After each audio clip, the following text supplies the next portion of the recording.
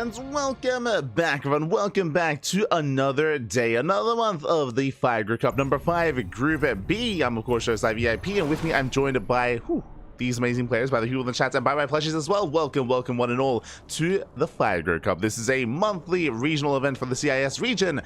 Every single month we do host this event. I mean, I say we, shout out to MilkiCow. MilkiCow, of course, for organizing, for running, and for sponsoring this amazing tournament. Likewise, shout out to Hatu as well for helping out when it comes to adminning, when it comes to organizing, reporting scores, and making sure everything runs as smoothly as possible. As we have our first series, we have our first matchup, and spawning in the top right hand corner of Frostline, we have the red Zerg player. The red Zerg, it is YoungYakov. And spawning in the bottom left hand corner, we have his opponent, we have the blue Terran player. He is blue, true, it is MilkiCow. Hold on. I've got a bunch of stuff to work on, so I have to set up the UI, the overlay, I should mention. Bam, there we go. Have our player name set up, and we do have our initial opener. And again, welcome one and all. Of course, last night we were live with our previous edition here with Group A. Group A did conclude last night, and now we're here to conclude Group B to finalize the players making it into the playoffs. Oh boy. So we're here to determine which 3 players make it out of the group stage. We're here to find out. Again, we have some amazing players here tonight. We have 6 players in total. We have players like MilkiCow, YoungYakov, Wayne, Nicoract, UedSoldier, and Rostok. Oh boy, we can embrace the brackets after this match. We can have a gander at the Wikipedia page. Until then, though, we can embrace our first series here of the night. We have our initial Ducklings Reaper. Ducklings Reaper here out of MilkiCow. Meanwhile, across the map, we do have our hatch and gas pool standard opener. I was gonna say standard opener. Late hatchery out of YoungYakov, going for an earlier gas timing, going for a much faster link speed. Oh boy, so much more aggressive from YoungYakov. He's gonna be zooming across the map. Meanwhile, the Overlord will soon confirm the build of choice. So YoungYakov, he's fully aware of the Mass Reaper opener. Lings, they do try to deviate. They avoid the initial Reaper, intentionally so, and they're moving out across the map to try to hit that natural. We'll see what they can get done, though. I will say in total here, without link speed, these things, they can't really threaten the Reapers, so it's all about preserving these links until link speed does kick in. First Reaper does arrive. Queen is in position. Queen will deflect. So far, so good. MilkiCow does confirm how late the hatchery is. He knows how delayed that expansion is going to be, and that lings have to be somewhere. Link speed, likewise, also on the horizon. There could be banelings, there could be roaches. Alas, it is on MilkiCow to figure out what exactly is going on. We'll see if he can. We'll see if he can. Sorry, just setting up my camera as well. I got you. As we have the Reapers rotating between the bases. Likewise, link speed almost done. Lings are amassing, and YoungYakov, he will soon pull the trigger. He will soon pull the trigger here. Reapers, they bust into the main. They make their way to the mineral line. They go past. They do confirm no additional gases, but the things, they come in. They come in for this round. Oh my god. He gets one. He gets one. He gets up. Barely 2, barely 3. All 3 Reapers do fall. And now YoungYakov, he has map control. He has map control. He can move out across the map. And more importantly, the goal here for YoungYakov is to deny the add-ons. Deny the add-ons. Delay the follow-up here. MilkiCow is going for a CC on the high ground and into his own factory follow-up as well. Doubles. Jesus. He's going 3 CC. He's rushing to a 3rd CC before starport, before the natural was even done. Very greedy follow-up. Meanwhile, the add-ons are going to be denied, and oh, we do see MilkiCow. He's in a bit of trouble here. Oh, the depot as well. The depot also under threat. We'll see if he can hold on. The boys are being pulled here to help repair. Rags under fire. The Hellion has arrived. And the Hellion will eventually clean this up. Alas, the depot does go down. YoungYakov, he does retreat again from here. He's droning. He's just droning up back at home, saturating his bases, getting his natural up and running. Once again, the add-ons are denied. Oh my god, they just keep getting denied. He keeps going. Calm down, MilkiCow. Calm down. And this has just been a really rough start. Really rough start for MilkiCow. He's stuck at home. His add-ons have been delayed. His 3rd base is going to get up and running. This is a very fast 3rd. Bear that in mind. So MilkiCow, he can recover economically, but he has lost any and all map control. And as we calm things down, as we settle in, I do have to give a big shout out to those in the chat for the resubscriptions as well. Big shout out here to Colossal Gulp in the chat. Thank you so much for resubscribing for 8 months. Thank you, Piper. Thank you so much. We appreciate the support as always. Not just Colossal Gulp for 8 months, but the Andariel for 16 months as well. God, baby God, thank you so much for the support. We do always appreciate it here on the CranKy Ducklings. And last but not least, also to Hatsu as well. I did give Hatsu a shout out earlier. Again, Hatsu does do a lot of work behind the scenes when it comes to running events and helping to organize other events as well of the similar region. So big shout out to Hatsu for subscribing for 7 months. Oh my god, for 7 months. Gracias, gracias. Thank you so much. Thank you. Do appreciate it. Ooh, I do apologize for, again, the delayed start to the cast and the delayed kind of setting things up as well. We just wrapped up with Masters Coliseum. This is our second cast of the day, and likewise, I'll be honest, I'm still recovering from yesterday. Yesterday we were live for like, I want to say like 15 to 16 hours in total. Like we did a lot of casting yesterday. Not straight, there was like a 2 or 3 hour break at one point, but we did a lot of casting, and I did not get a lot of sleep. So we're good. We're okay. we'll be fine, Bobby. We'll be fine. Oh no. As meanwhile, the Hellions, they do get shut down. What if they come to surround? Oh my god. Yeah, Lings, they do get the surround here. They shut down until the Hellions. The third one should be cleaned up as well. So once again, YoungYakov maintains map control. Going to be able to saturate his bases, taking all of his gases as well. Double Eva Chamber, double upgrades. Baneliness as well. It's going to be Ling Bane from YoungYakov. And again, he's looking quite comfortable, even going for the add-ons once again. Ooh, a little bit greedy, a little bit ambitious. Won't quite snipe the Tech Lab this time. Oh, as yeah, MilkiCow, he does have to break out and taking down his own Tech Lab instead. Again, MilkiCow, he has a lot of catching up to do here in a sense. He has a third base and he's now going to be landing on location. Is now taking the third, but we'll see if he can maintain saturation at this third base. Also, as we're settling in, a big shout out to Phasor in the chat. Phasor number 213. Phasor, Pasor, gracias for subscribing for, oh my god, likewise, 18 months. Thank you so much for the support. We do appreciate the support. Thank you so much for all the resubscriptions, and again, it's thanks to all the support that we get in the chat that we're able to host or able to run events or cast events as often as we do. So gracias, thank you so much. Also, a big emphasis here and a shout out to MilkiCow. MilkiCow, of course, is the organizer of this event of Fire Cup. Has been hosting this for 5 months at this point.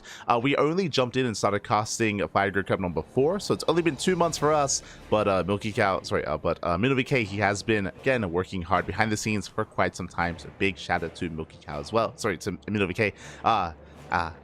The mind is gone, Papi. I'm already. Yeah, meanwhile, we are going to be embracing our matchup between MilkiCow and YoungYakov. Again, YoungYakov, he has a lot of map control. Banshee does hit the 5th expansion. YoungYakov going for a big counterattack, and the third base is exposed. The 16! Ooh. Fourth base is denied.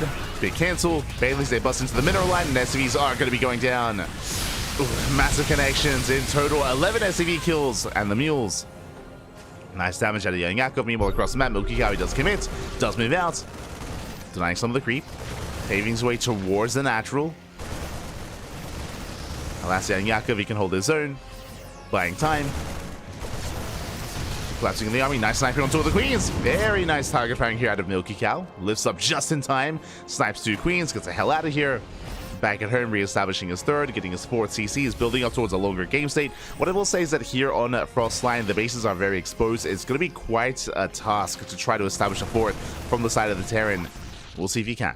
We'll see if he can establish that 4th base. For now, still being active, still rotating. Alas, YoungYakov is now embracing not just Ling Bane, but Hydras as well. So Ling Bane Hydra out of YoungYakov. Oh. Likewise, denying the drop. The creep is lacking somewhat up here towards the north side. Again, tumors have been cleaned up, and MilkiCow is still being active. He's going for the mineral line. He comes in with another double drop. It gets 1 worker, just the one.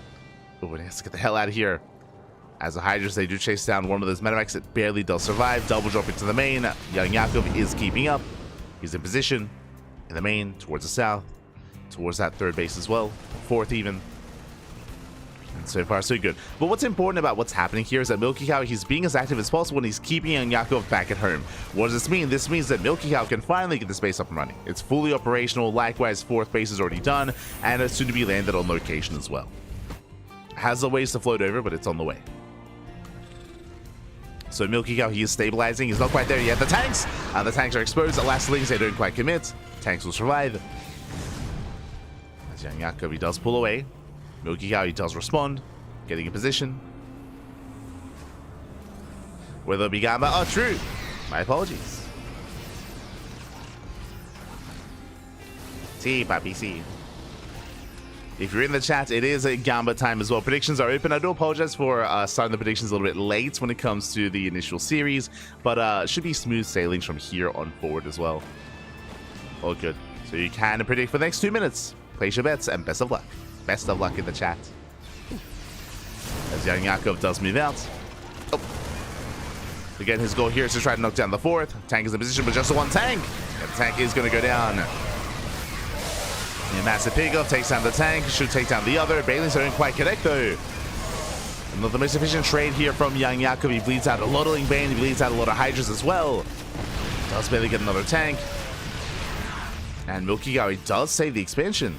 Not bad. It wasn't the cleanest of trades, but again, I would say that was a better, more efficient trade here for MilkiCow. Likewise, drop across the map against the mineral line. The mineral line goes down. The hatchery as well. It's getting close. It's getting low. It does survive. MilkiCow does pull out. Again, 14 drone kills. Very nice damage. And now we're entering more of a back and forth. I mean, YoungYakov is still the one to max out first, to max out initially. Getting into 2-2. MilkiCow still needs a little bit more time here to stabilize, but he's getting there. Is getting there. Nice, YoungYakov maxing out and moving out once again. MilkiCow not too far behind him.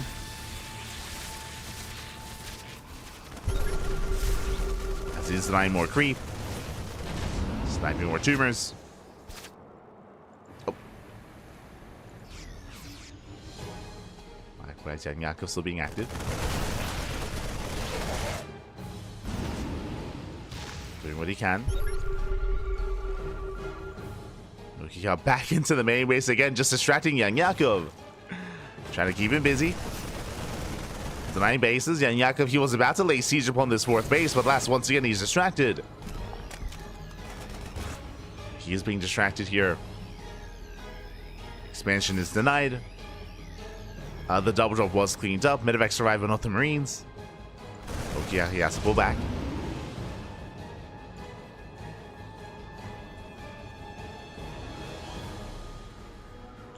Has to pull back home. With that, MilkiCow now going to be stabilizing, going to be settling into ghost production, liberators, more tanks. It is still quite difficult to really solidify yourself on your 4-base setup on Frostline, but he's getting there. Oh, let's go. we have the mine next to the mine. Love to see it. Speaking of, we actually have quite a number of setups here from YoungYakov. Bailings are scattered throughout the map.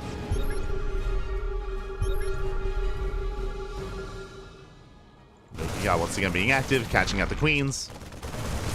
He gets one, he gets two. Up! Leaves out a couple Marines. Meanwhile, at the same time, massive June drop into the main. Yeah, Ling Hydra does bust in. Came with the production, forces a big reaction here. MilkiCow racing back into the main base. Likewise, going for his own drop play as well. He's not taking this lying down. Yeah, these drops are going to be cleaned up. Meanwhile, nice drone kills here in the mineral line. And drones are going down. Both players do full in supply. Both players are hurting. Meanwhile, YoungYakov still trying to take into Lurker Tech, bearing in mind that's where a more heavier ghost count is going to be required. Look at the units tab, we have only 3 ghosts so far for MilkiCow. So he's still building up. Still refining his army.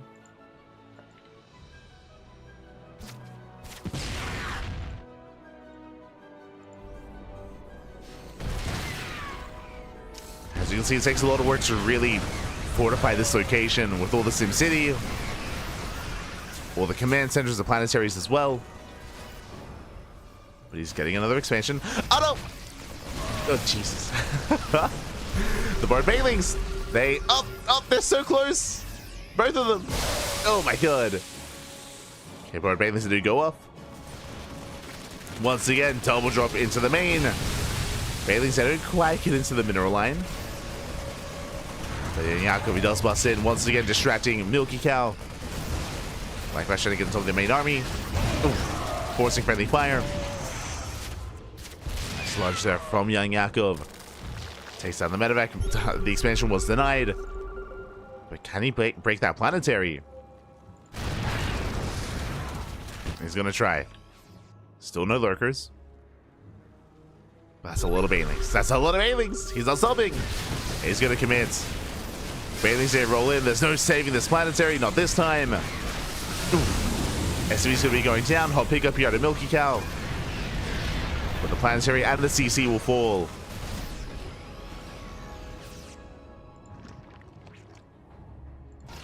Yakov backing up. I'm still waiting for the lurker tech. And there they are. There they are. 9 lurkers now on the way. And Yakov, he's reaching his final form. Double Nidus. We're going to dive into some of the bases. Still has Bard Banelings. Still set up. And really the goal here for MilkiCow is not necessarily to move out. This is kind of like the game state here in late game TVZ. The goal here is to defend, to fortify yourselves, and to allow the Zerg player to push in, and then in that moment, take the better fight, right? Take the better fight with your defensive setups here, with your tanks, with your planetaries, with your widow mines, and then counterattack. There's reliance on the Zerg player taking a bad fight though. And Yakov is spotted. MilkiCow, he has to respond. Survivor's coming in, they get a yoink. He gets one. He gets one tank. Getting the ghost as well. And another. And 2 tanks going down. Very nice pickups. Yakov forced back. Ooh, his upgrades are lacking a little bit here. Getting to +2 melee. Sorry, +3 melee even. Into +2 range. Oh, the scared reveal the Bard Banelings. Let's go. Bard Banes go down. Double Nidus into the main. Does MilkiCow notice? Yeah, if not, so the game could just end, but there we go. He does respond, does react. He's racing back into the main. And he's going to get here just in time. Lurkers, they pop out. They borrow. The Bio Army, can they clean this up? Oh, it's going to be close. It's going to be close. Looks like they barely will. At the same time, YoungYakov pushing down mid. Bleeding out a lot of supply though. And you can see MilkiCow is that he's maxed. MilkiCow is maxed out, and YoungYakov just threw away 60 supply. Does plummet. And this is one of those moments that the Terran player is looking for, that they're waiting for. They're waiting for the Zerg player to take a bad fight, and then bam, counterattack. Ideally with everything though, no, not just with the ghost. As usual, players popping up. And Yakov remaxing with Ling Pain. It looks like he has been missing injects though. Yeah, some injects have been missed, so larva is limited. There's a scary thought here for YoungYakov. Despite having a bank, he might not be able to remax.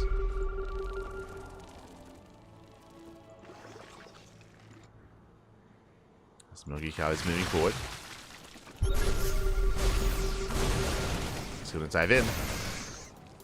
Oh, mine's just going to be going up. Ooh, massive connections. And massive connections on the Banelings. This tank quality is going to be going up. One of the best trades here from YoungYakov. Once again, MilkiCow on a hefty army supply. He's going for the kill. He's going for the base. He should bring it down. Fungal graces the army. Hydras, they lunge in. YoungYakov forcing back MilkiCow, saving the expansion. Ooh, taking down a planetary, or a would-be planetary. So MilkiCow is so quick to replace it. So quick to rebuild. See someone in the chat asking, can the sensor tower detect borrowed units? God no, that would be crazy. That'd be broken. Oh my god. I think that might be a thing like in the the campaign. Maybe, or maybe like in co-op, maybe that's a thing.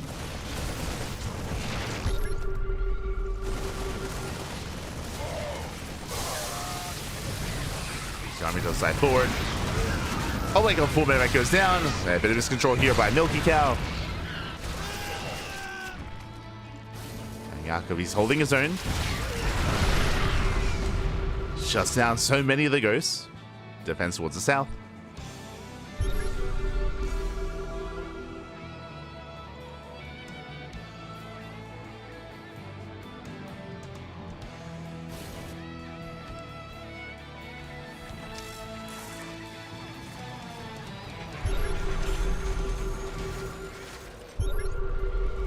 Do see YoungYakov here getting ready for his own fungal for that one moment. I mean, he has to be careful. He is within range of the planetary. So the on-bow is going to be very clutch. Waiting for that juicy connection. Oh, as the scan does reveal the Infestor. Infestor goes down. They bang crashing in. This time no fungal. But once again, the planetary is going to go down. Liberators as well. Once again, a much more efficient fight from the Terran, though. Fusion course on the way. Should be for limb range. Should be for liberator range. Tank Boy is going off the Ling Bane. Once again, we do see MilkiCow kiting well.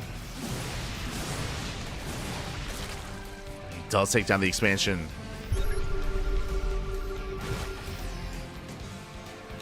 Now, what is scary about this base specifically here is that this base needs to be like in favor of the Zerg.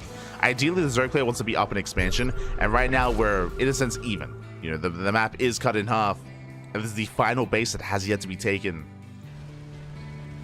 So it's so important here that YoungYakov doesn't let this get into the hands of the Terran. Meanwhile, Double Knights into the main does complete. Nice EMP. EMP goes off. Only things were the lurkers. Just Link trickling in. Taking a little bit too long. Bane diving on the ghost.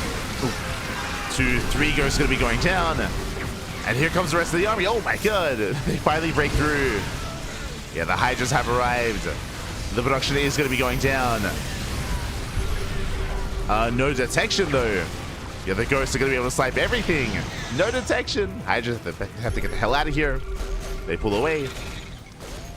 And MilkiCow defends. He defends, he does hold on. Meanwhile, across the map, he will be taking this expansion, the center base. Again, the final mining base here that is yet to be taken, and now it's in control of the Terran. No planetary, though. Oh. Hydra dives in. That's MilkiCow not quite in position. Oh. Nice snipe here on the Viper. Lurkers moving forward.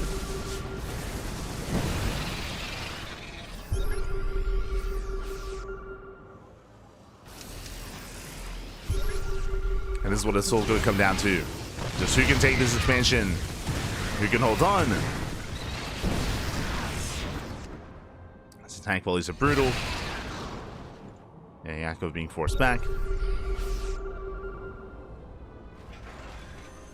Liberators are on the way. Lib range is done.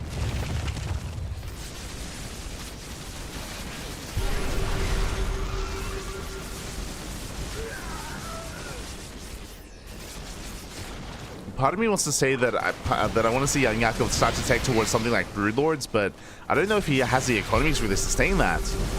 Like, he's running out of money. I'm referring to these fringe bases. Like, there's not much mining going on. Yeah, snipes on the lurkers. Oof. 3, 4 lurkers going down. Likewise here we have half a base for YoungYakov. We have a full mining base towards the south. Double Nidus into the natural. MilkiCow is ready for it. Shuts down the Nidus worms. Mules the center expansion.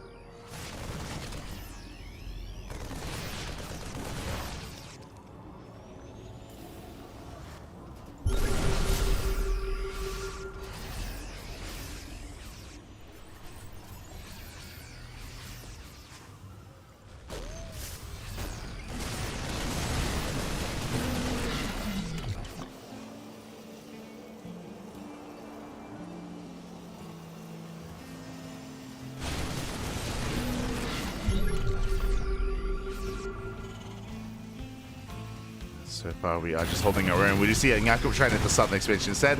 Here, the space isn't as important. There's no real mining going on. There is some gas left over, true, but no minerals. As MilkiCow, he does evacuate, rotates over. Also means MilkiCow does maintain this position. YoungYakov is going to be rotating.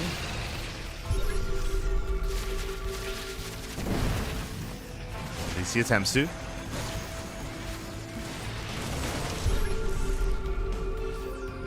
And YoungYakov, he's going to have to engage here. If he backs off, he will lose this expansion. The last mining base of YoungYakov. Creep is solid though. Fungals coming in. The army's bunching up. Yeah, massive Fungals. Oh my god. The lurkers, they burrow in and they just completely shut down the army. Things they file in. MilkiCow has to get the hell out of here. Massive Fungals. And YoungYakov from here, he snowballs out of control. He's going for the kill. He's going for the main army. Trying to chase him down. And MilkiCow is not going to be able to recover. That may have just been the game-winning move for YoungYakov. GG gets called, and YoungYakov takes game number 1. Whew. GG. Oh my god.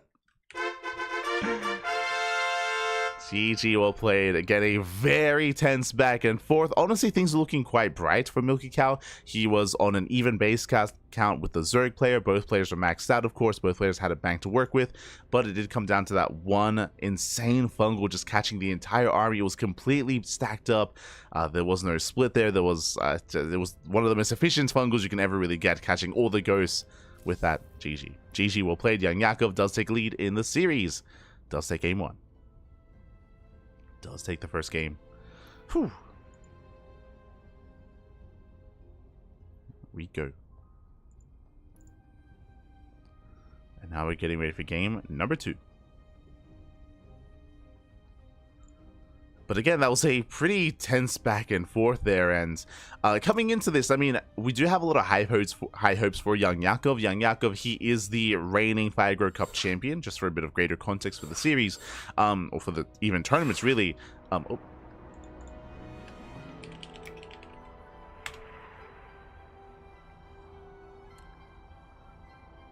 But he is the reigning champion, and MilkiCow has only just recently really returned to competitive play. He did take a big hiatus, so MilkiCow, he has been less active. So really the form of MilkiCow is more of an enigma. We're still trying to piece together exactly how strong he's looking, how he does compare and compete to some of these other more established players that did not go on a hiatus.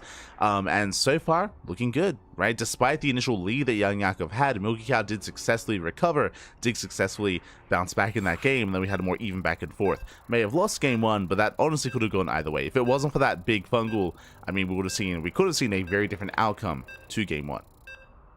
Could have seen a very different outcome. And now we're getting into game number 2. Here we go. Game 2 is going to be on Amygdala.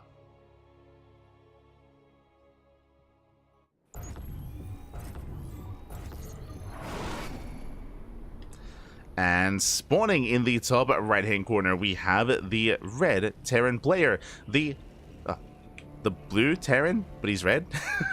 God damn it. Some know him as blues, but he is MilkiCow. And spawning in the bottom left-hand corner, we have the blue Zerg player. We have the reigning Fire Cup champion, leading the series 1-0. It is YoungYakov. I'll fix up the UL. No, I'll get there. Hold on.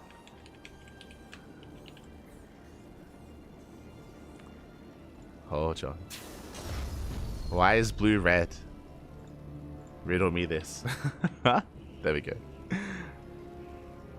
As we are going to be selling in. And this time we do see YoungYakov opening up pool first. As a reminder, last game, YoungYakov did open up gas pool hatch, went into fast link speed into a link flood, which did really disrupt the initial opener of MilkiCow. We spoke about this earlier, but YoungYakov, he had a very comfortable start to the game, which eventually MilkiCow did bounce back from.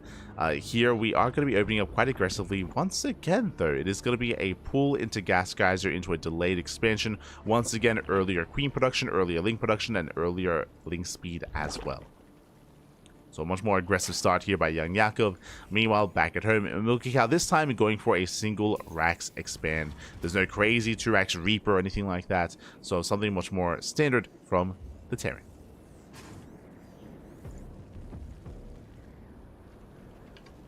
Here we go.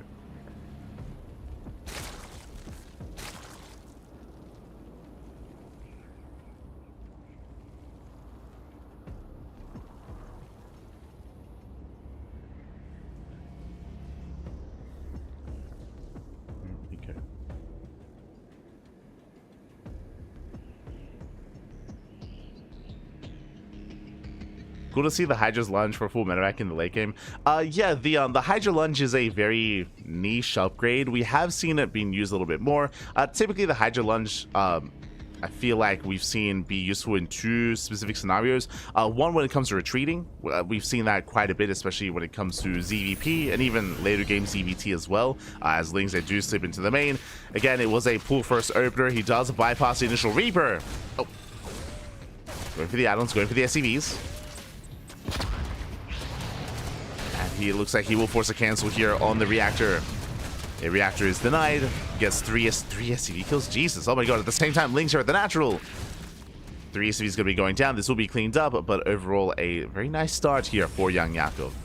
Getting 3 workers, delaying some of the production, delaying mining time, and keeping the Reaper busy back at home. As we do have a bit of a pause here. And again, hopefully everything is okay. But yeah, when it comes to the Hydra Lunge, it's mainly used in 2 specific scenarios. One, of course, when it comes to retreating, we have seen some attempted dives here and there. And again, we've seen like a dive to snipe like a Tempest, a dive to snipe some medevacs in the mid game to mid to late game as well, for sure. For sure. Oh, as we are back.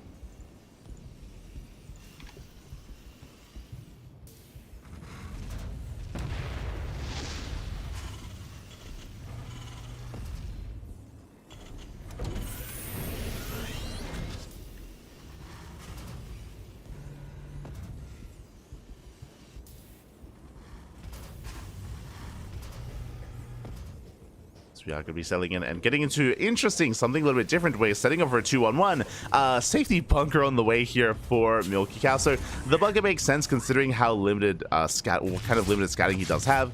Moving out across the map. Doesn't get much vision here.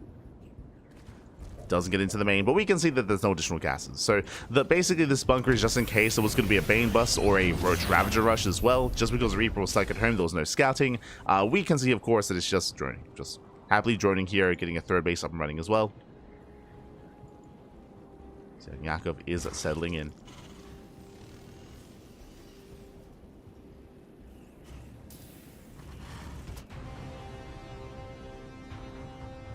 We go.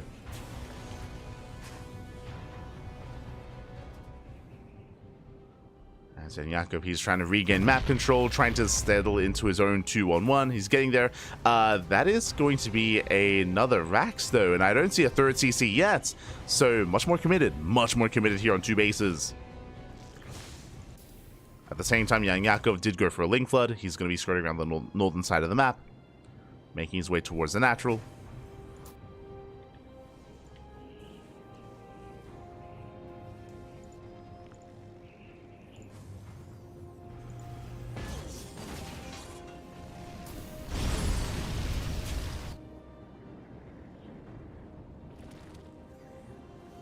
He doesn't quite commit. He does spot the Hellions. Basically, the goal here, as this Overlord is scouting, when the Hellions move out, then the Lings can move in. Speaking of, there we go. So the Overlord does confirm the move out of the Hellions. Lings, they can try to bust into the mineral line. Hellions are being active, and back at home, we do have the Queens getting in position. And Lings, they flood in. Yeah, they flood into the natural. SCV is going to be going down. They are going to be forced to be pulled. It's going to be 3 SCV kills. Not bad. And denied mining time. Hellions, they race back home to defend. That YoungYakov, he's able to stabilize his 3rd, now working towards a 4th expansion. Getting to Ling Bane. His lair is quite heavily delayed here just because of the more aggressive nature of this game. But we're stabilizing, we're getting there.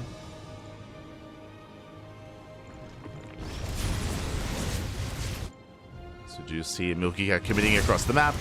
As a reminder, no 3rd CC. It's basically a 2-base all-in. 2-base all-in out of MilkiCow. Does supply block YoungYakov. Uh-oh.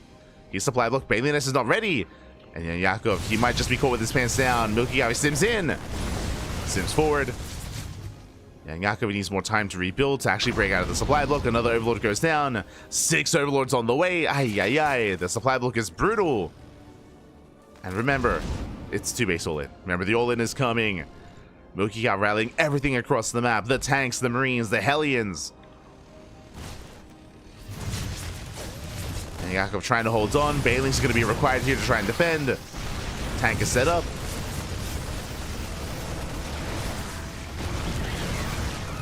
YoungYakov, he will dive in. Attempts to surround. Oh! Good connections. Bailing's a crash in. There's still some Marines left over. And is it enough? And it is enough to take down the queens. The queens, they get cleaned up one after the other. The tank still maintains itself, and it looks like MilkiCow, does he have enough? Has he broken through? Has he broken YoungYakov? We have 30 Lings in production. YoungYakov, he needs a little bit more time. Lings are popping out. The final queen falls, but we're running out of Marines. Yeah, MilkiCow is running out of Marines. YoungYakov, he just evacuates the expansion, gets the hell out of there. He pulls away. Second wave is coming. Not just the second wave, the second tank. YoungYakov is trying to go for a Ling counterattack instead. He can catch some reinforcements, but the wall is solid. Here comes the Ling main. Oh my god, massive connections. Late pickup here by MilkiCow. It's a late pickup. Drops into the main. And it'll drop into the main. YoungYakov trying to shut this down. Okay, he's still on a 3-base economy. Still maintaining himself. He's holding on. Barely holding on. Big shout out to Cyan. Obrigado, papi. Good to see you. Hope you're doing well. I hope you had a great stream. Hope you had a great ladder session. And welcome one and all to the 5 Cup. Number 5 to Group B. Welcome to the group stage. Tank gets called out. Tank falls. And MilkiCow, he doesn't really have anything else behind this. There's still no third expansion. There is no transition. It's all or nothing for the Terran.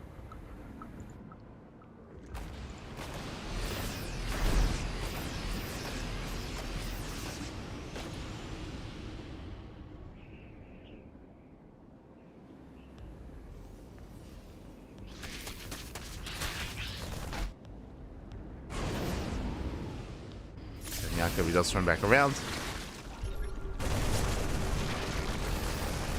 And YoungYakov is setting up for the surround. He's coming in for a mass surround here. From the front, from behind. Collapsing on the army. Not the best engage here from YoungYakov, but he will clean up all the tanks regardless. Oof. He shuts down most of the bio as well. And again, the longer this goes on, the better it is for the Zerg player. YoungYakov is double expanding. He's double expanding, taking the 4th and 5th base at the same time, building up more Ling Bane, squeezing out a couple of workers. He has the freedom to do so. And MilkiCow, he's lost steam at this point. He's lost a little steam. He's lost a little momentum. The tank count was reset. He's back up to 2 tanks. True. YoungYakov actually lacking a lot of his army supply here. So he will abandon the base. He doesn't have enough. True. Does not have enough to engage. YoungYakov, he attempts a run by, but there's plenty of reinforcements back at home. Yeah, these run bys have not been successful. Base goes down. YoungYakov, he's in trouble. I was saying earlier that over time it's getting better for YoungYakov, but that's only if he gets his 3rd base up and running, and it's just now getting saturated once again. And MilkiCow, he rotates, he gets over the base, and MilkiCow, he should knock it down. Yeah, the expansion's gonna fall. And MilkiCow, he lifts up the main, and he lands it as a 3rd. He maintains that 2-base all in. And he's overwhelming YoungYakov. He's overwhelming, knocking down the expansion.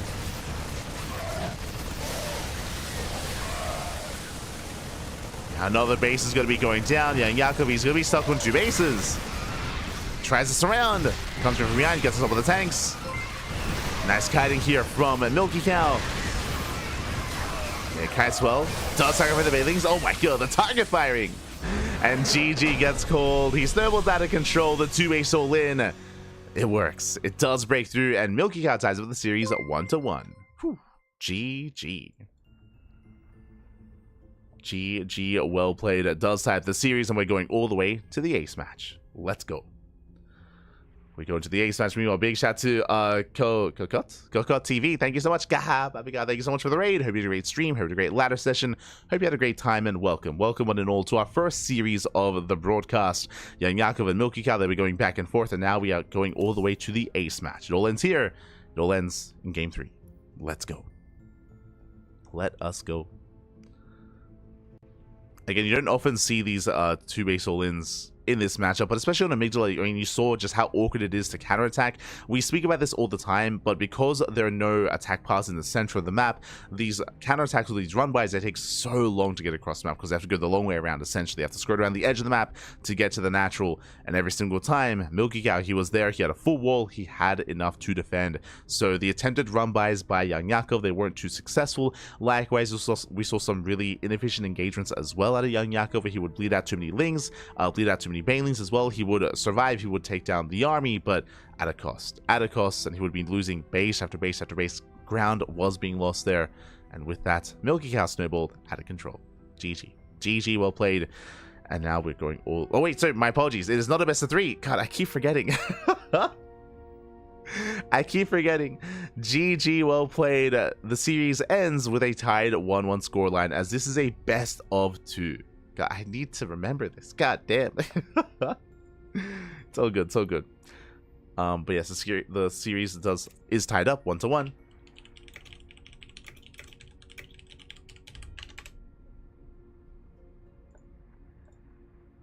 And we're getting ready for our next matchup. But yes, for those that are curious, here in the group stage, these are not best of 3s, they are best of 2s instead. So my apologies, because of that, I will refund the predictions. We'll give a refund. And I'll make sure the predictions are correct here on forward. So I do apologize. Again, I'm still recovering from yesterday. Still recovering, man. Still recovering.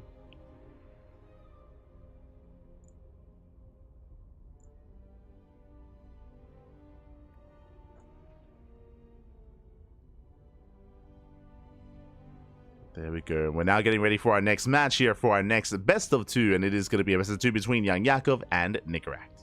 Let's go. Let us go.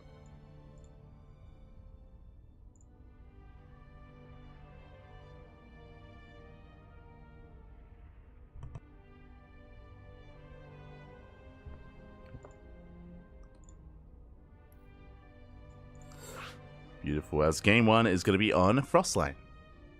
Yes, thank you so much, Tiziana and Calcott. Gracias. Do appreciate it.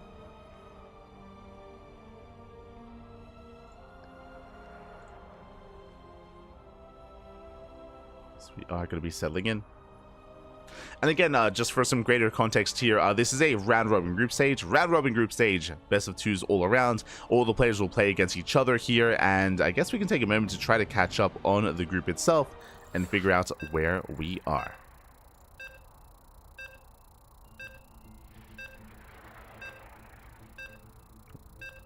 Just very quickly here.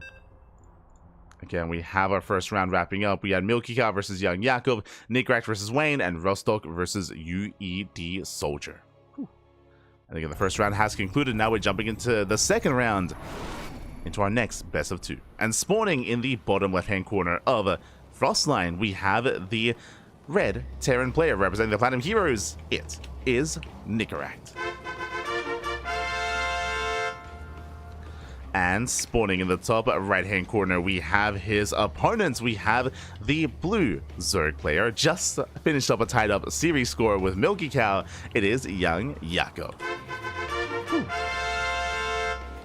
And because it's a best-of-2 format, I mean, that shows just how much more devastating something like dropping a map can be. Because with that, I mean, now MilkiCow and YoungYakov, they're tied up. They're tied up 1-1. One map is sometimes all you need to make it out of the group and into the playoffs. When it comes to the other results, Nicoract took down Wayne 2-0. Oh my god, that's crazy. My apologies. But Nicoract took down Wayne 2-0. UedSoldier took down Rostok 2-0 as well.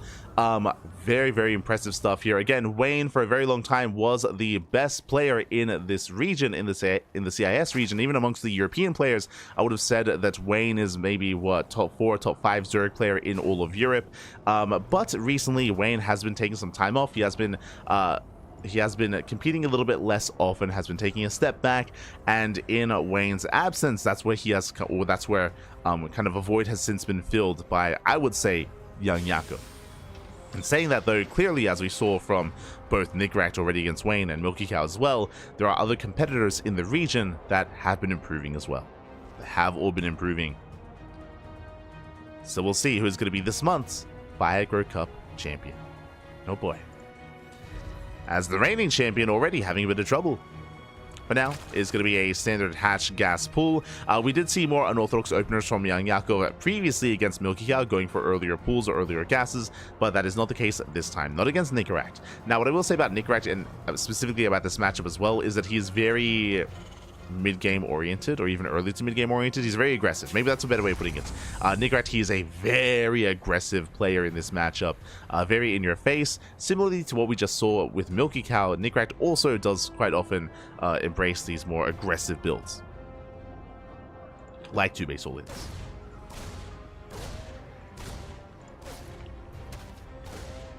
Here we go. As Reaper does dip in across the map. Likewise, predictions should be closing if you're in the chat. Predictions should now be closing here, so best of luck with your Gamba, with your predictions. As a reminder, there are 3 options, either 2-0 in either direction or a tied 1-1 scoreline. So best of luck with those predictions, as Reaper is going to be forced out of the main.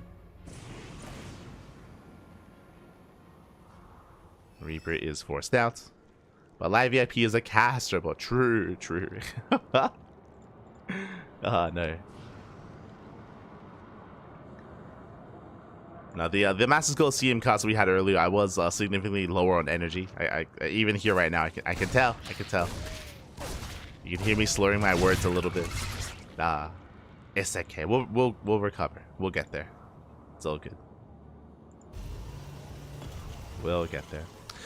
Meanwhile, back at home, we are setting up with our 3rd CC before Starport. Setting up for an add-on swap. I would imagine into Banshee. Nicoract does have a build where he does embrace BC-based openers, but that should not be the build here, as there's the add-on swap into Banshee production. Let's go.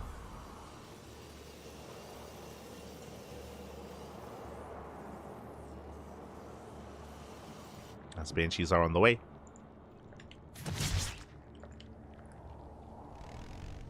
Likewise, Nicoract is being active, trying to find a way in. Keeping tabs on YoungYakov. So about YoungYakov, he is keeping up, spreading his creep. At least trying to. Behind this, getting his 3rd base up and running, joining up. Going to be a double Lever Chamber follow-up. A very greedy response here by YoungYakov, and Nicoract, he does confirm. Does get eyes on the Lever Chambers, busts into the mineral line. Ooh, and they do line up. Oh my god! The drones, they line up. 2 workers going to be going down. 1 more volley. Gets a 3rd. Gets a 3rd drone, but barely not much more than that. Whew, that could have been so much worse. You can see how softened up these drones were, but alas, YoungYakov does defend, does survive. Meanwhile, across the map, again, that was only 2 Hellions. The rest of the Hellions are building up. They're banking up back at home. We do have our Stim follow-up here out of Nicoract, getting into his own Banshees and into Bioplay from here. No mech, not yet. We have seen Nicoract embrace mech in this matchup in the past, but not this time, at least not in Game 1 against YoungYakov. We're going to be calming things down and settling in, as Nicoract will soon establish his 3rd. Bearing in mind as well that Nicoract, he did not research Cloak. Cloak was not researched, it's just purely Banshee, vanilla Banshee even. So, a bit of a lighter commitment from Nicoract. Vying for map control. And we'll see how YoungYakov keeps up. We shall see. As Nicoract moves out. Oh my god, that's a massive, we have 4 more Raxes behind this, a 5 rack setup in total. 5 Raxes on 3 bases. And we'll see if extra Raxes get thrown down as well. Keep an eye on that Rax count to see if Nicoract does end up going for something like a 3-base A-Rax all-in. Banshees towards the main. YoungYakov, he is ready for this. So far he keeps up. 1 drone going down. Just the 1. Just the 1 worker. Now we saw MilkiCow take it to the late game against YoungYakov on this map on Frostline. We'll see if Nicoract can do the same. Was not easy for MilkiCow, not whatsoever. We'll see if he can pull it off. Meanwhile, gases are being taken. Is a sign here that Nicoract is preparing for a 4 CC. Assuming he goes for a 2nd factory. Assuming. Likewise, Banshee still being active.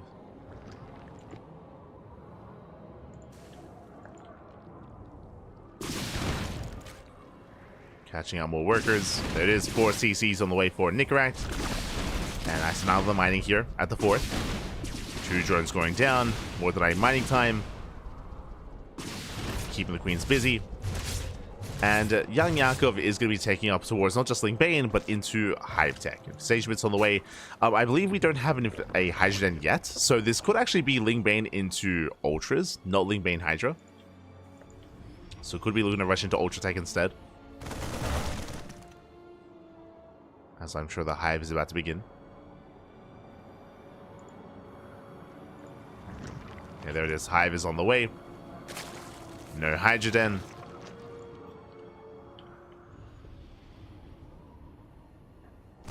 He does go for his first move out. He's got 2 tanks. He has his 1-1 upgrades. Scans ahead of time. YoungYakov setting up for the surround. He comes over from behind, gets on top of the tanks. Tanks will fall. He gets 1, he gets 2. A very nice engage here from YoungYakov. With that, he does maintain the 4th. Respreading creep. Building up more Ling Bane. And we're waiting for that Ultra Cavern. Now, going Ling Bane Ultra can be quite risky just because your anti-air is quite limited and you're very vulnerable to drop play. But Nicoract hasn't really been too intensive when it comes to those drops. Not as much as MilkiCow, for example. Nicoract instead focusing on those main pushes. Ooh. Does pick up in time. Does get the hell out of there. Hive is almost done. Speaking of drop play, Nicoract going for a split push.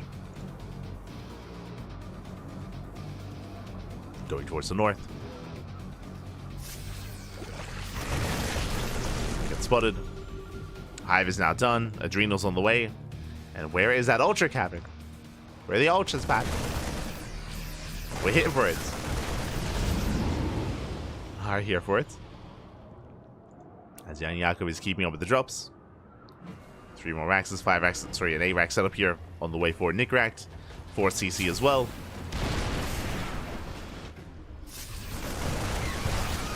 And there it is. There's that Ultra Cavern. So, as we mentioned, straight up Ling Bane into Ultras. This can lead into, or this typically does lead into Vipers behind this. And the Vipers, that's the anti-air with Power Bombs. That's usually what you rely upon. And in an even later game, this can lead into Spire Tech and Corruptors. But for now, just Ling Bane Ultra. And both players are maxing out. Both players are maxing.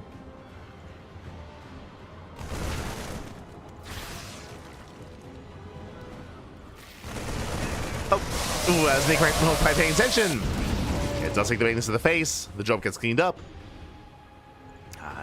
Not quite noticing there in time.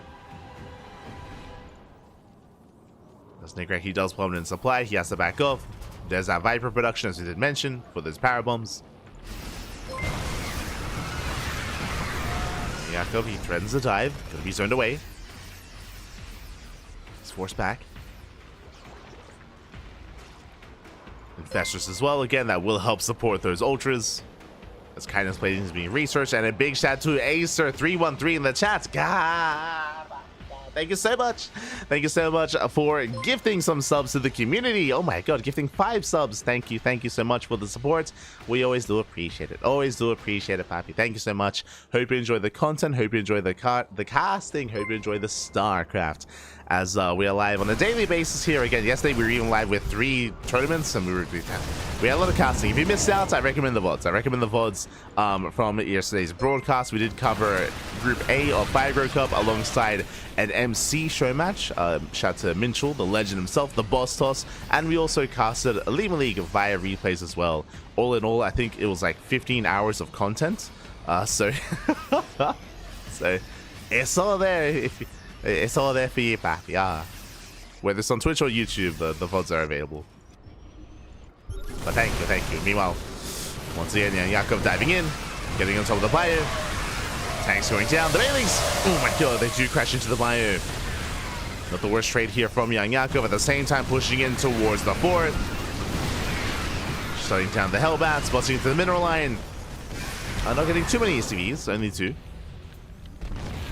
Nicoract is holding, and YoungYakov, he remaxes. Remaxes this time on Ultras. There it is. 6 Ultras are on the way. Kindness plating is done. A 3-3 as well. They have their upgrades. Only thing missing is Ultra Speed, and even that is on the way.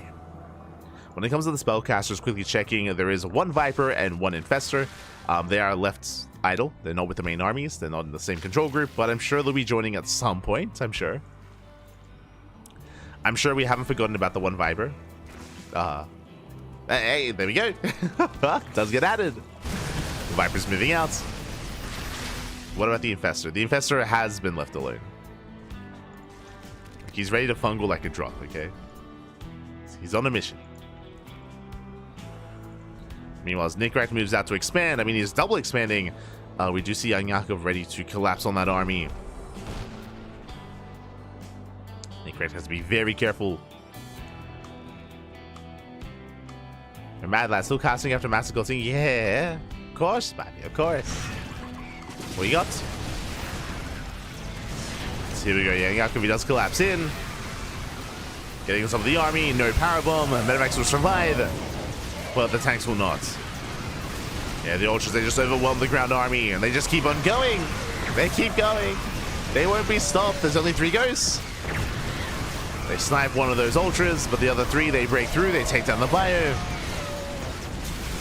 Running into the tanks. Liberators, they arrive just in time. And Nicoract, he will hold. He will hold. He will shut down every single Ultra, and he gets away with a double expand. He's attempting to double expand, I should say. And as he's saturating the northern expansion, YoungYakov, he is here to knock it down. And more Ultras, more Banelings. The goal here to just deny these fresh bases and to starve out Nicoract, while YoungYakov takes every other base on the map.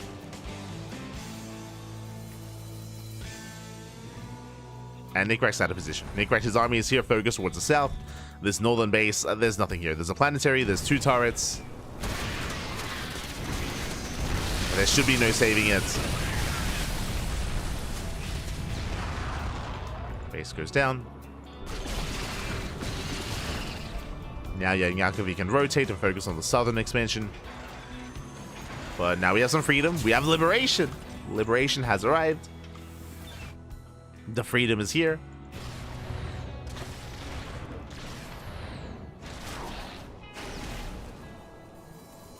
How many libs? 6. 6 liberators, not bad. YoungYakov, he doesn't like the look of those libs. He does rotate elsewhere. Running into 2 planetaries. Gonna try to force his way through. Landing clouds on the tanks. 1 planetary falls. He gets 1, he gets 2. Oh, it's gonna cost him all 3 of those Ultras, so all 4 Ultras. Oh my god. The Ultras, they do pop, they do melt. Much better trade there for Nicoract. Did cost him 2 planetary zone. That means that this position is significantly weaker. Is now wide open. But he's maxed. Both players are maxed out. And we've been here before. The goal here is for Nicoract ideally to take a fight on his terms, to take a fight on his side of the map, with his side defense, with planetaries, liberators, and tanks all coming into play, turrets as well. And for YoungYakov to pull in supply, and then Nicoract can counterattack. So he's waiting for the Zerg player to take a poor fight before moving out. Meanwhile, YoungYakov taking top left. Does commit. What is it to defend? Just 1 tank. It's gonna be enough. Nice snipes. Snipes to take down the Ultra. Wipers down in production.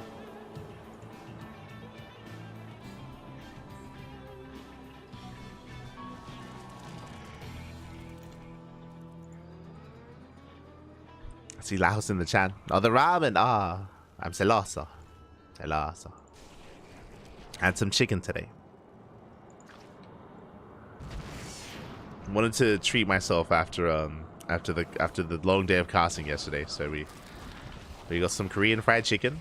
Ah, this was good. Oh, the chicken.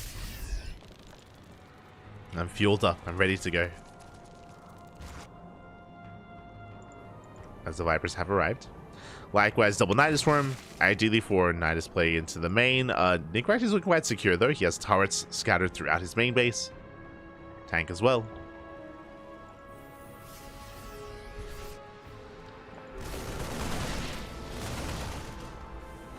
YoungYakov, he is in position to respond. Nice drop. Worker is going to be rotating. Viper's diving in. Going for the yoinks. He gets one, he gets two. Takes out both libs. Lightning past the ghost. And the planetary is going to go down just barely. Planetary does fall. At the same time, drones do get picked off across the map. They do run into tank fire. Oof. 9 drone kills. But that is worth of a YoungYakov. Again, YoungYakov, he has a bank. And his goal here is to deny these bases. Deny the fringe expansions.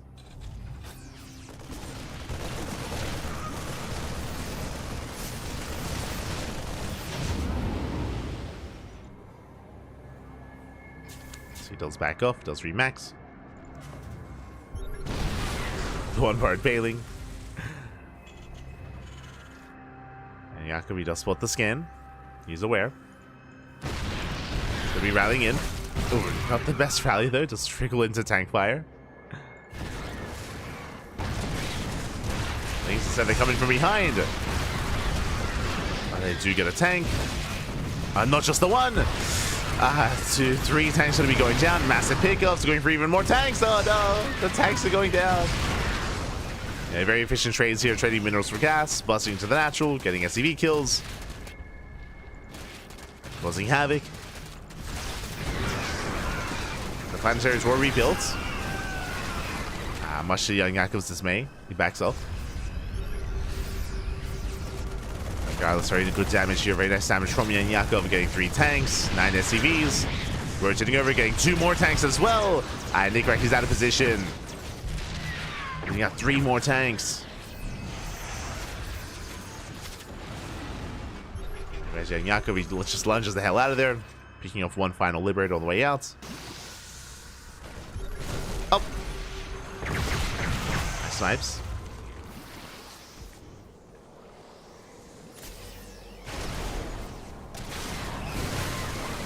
Has the Ghost getting caught out, no fungal. No fungal Ghost, they can pick up, get the hell out of there. The Ghosts are saved. I can't say the same though for the Liberators. One will make it.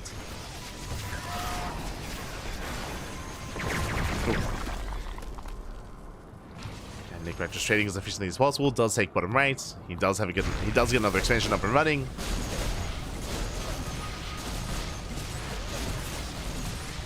He's holding on.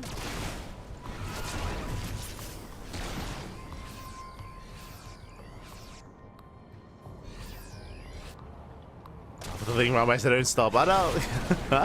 Now, thankfully, this time there aren't as many tanks to abuse, but there's still 3 tanks left over, and all 3 should go down unless he gets 2. Gets 2 tanks, gets into the mineral line, sniping SCVs.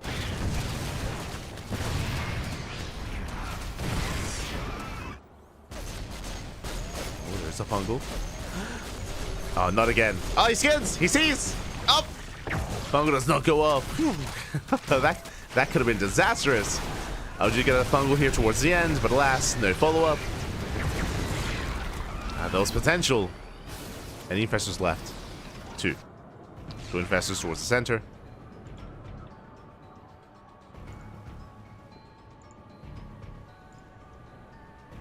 Can try to fungal the army. I mean, we remember how the MilkiCow game ended on this map. Then YoungYakov rotates, the planetary is exposed, just 1 tank. SCVs that will not make it out.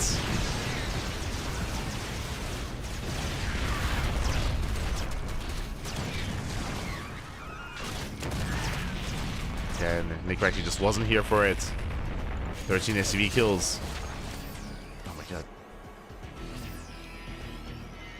Taking top left. And YoungYakov transitioning into Lurker Tech. Interesting. Okay. Lurker Tech on the horizon. I mean, personally, I just like Corruptors. A more secure form of anti-air. Tanks getting called out. Once again, another massive catch. Getting Ghost as well.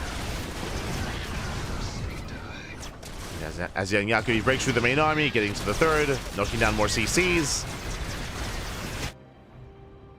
Nicoract does respond though. Does race back.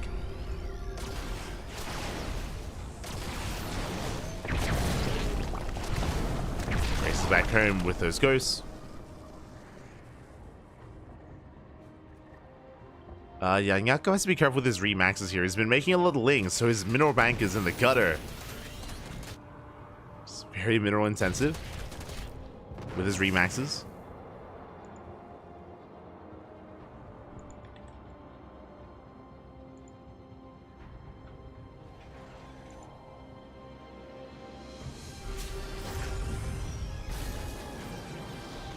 Nicoract is double expanding, taking 2 more bases.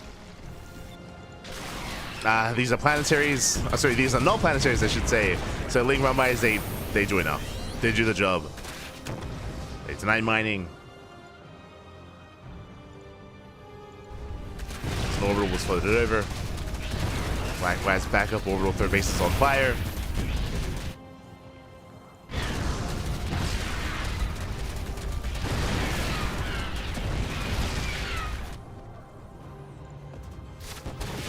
Once the planetary finishes morphing in, then YoungYakov can go for the kill. There's no lifting anymore. No lifts.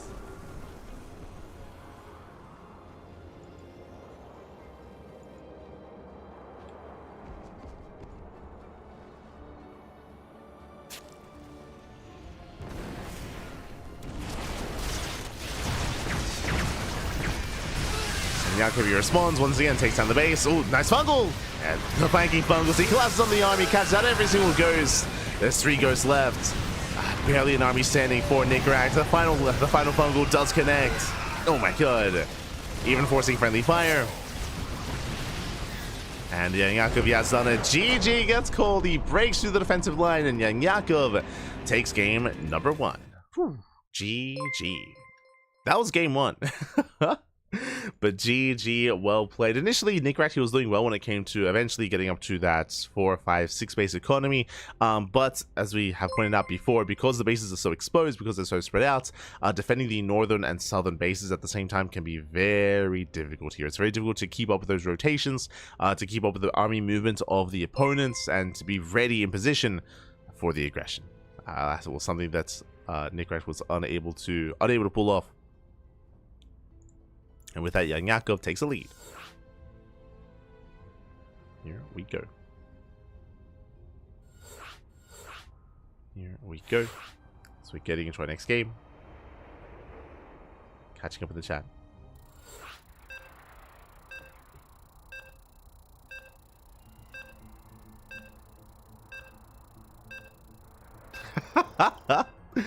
The cooldown after the new Hydra Dash ability is the lunge break? Oh no. Ahí está. Ay. Not like this.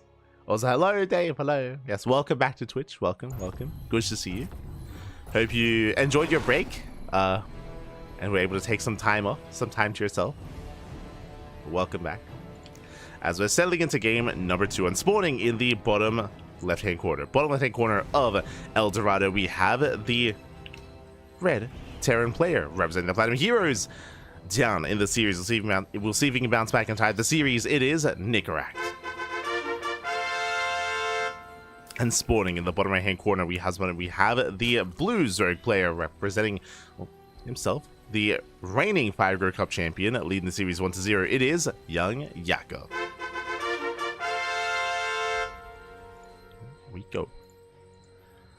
As we get to experience a bit of a treat here. Again, we rarely get to cast on El Dorado. It is the most vetoed map of the map pool, but we are here, we are back, we are live, and we can embrace our ZVT.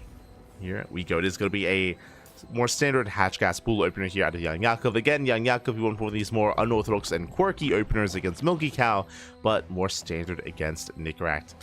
I say that is going to be a hatch pool opener, which means we might end up opening up gasless. And more drones on the way. Okay. So this is something that we bring up from time to time, but there are certain maps like El Dorado, Neon Violet Square, Abyssal Reef as well, where an opener like this is much more viable. This is a gasless opener. What does this mean? This means a faster third. A much faster third base is soon to be taken, and you're going to be defending and surviving with purely queens and slow lings. Now, the reason why you can get away with this is because this entire southern half of the map, which is soon to be scouted, but this entire southern half of the map is walled off. It's walled off by minerals, so extra effort and extra time has to be invested to actually break into this portion of the map to harass early on with your Reapers and with your Hellions. Because of that, because it's going to be delayed aggression, it does mean that the Zerg player can establish this location here with the bare minimum. Likewise, the entry towards the natural is also protected by a ramp, a very narrow choke point. You can wall up and wall off with an Evo Chamber, a Roach Warren, a Queen as well. You can wall off this location and defend again with as few Queens and as few Lings as possible. So because of that, you don't need Ling Speed. Ling speed isn't necessary to defend if you have to defend only really 2 locations here, or 1.5 locations. So with that, Zerg players can cut corners on certain maps. One Zerg goes down, nice pickup here. Reaper does get a worker.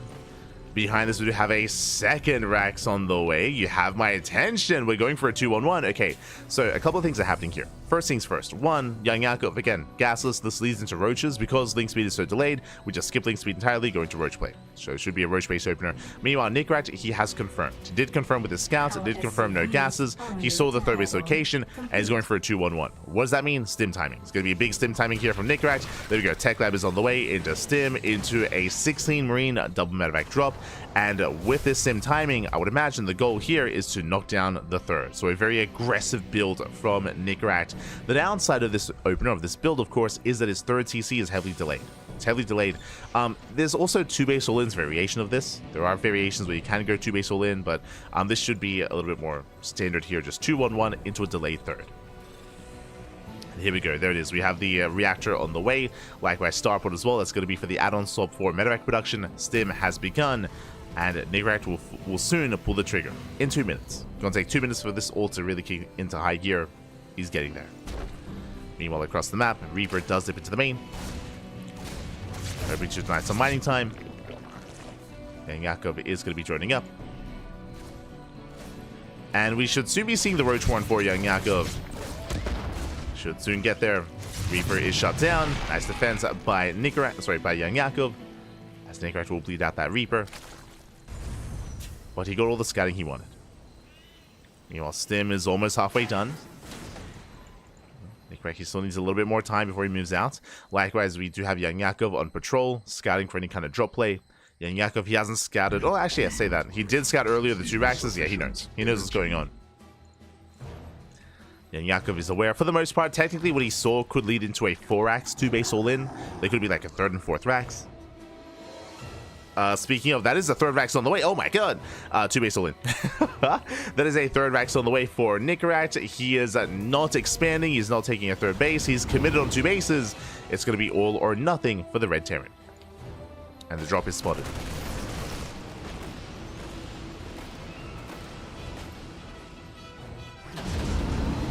The drop is spotted.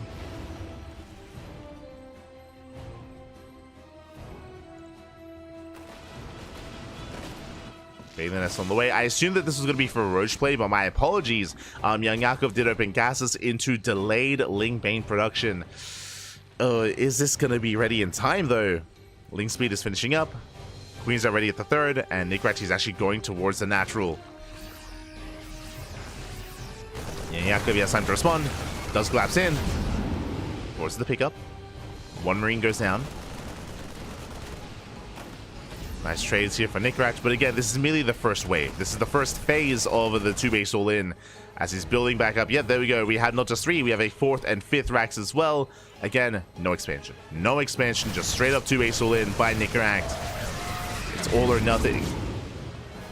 It's all or nothing so far, trading well. He takes down 22 Lings for 3 Marines. So the efficiency is very much so real. Very efficient trades.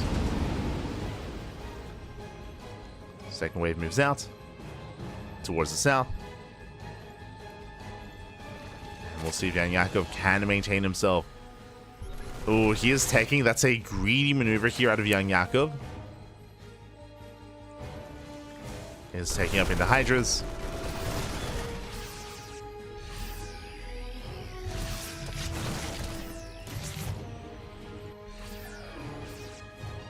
Nicoract is pushing in.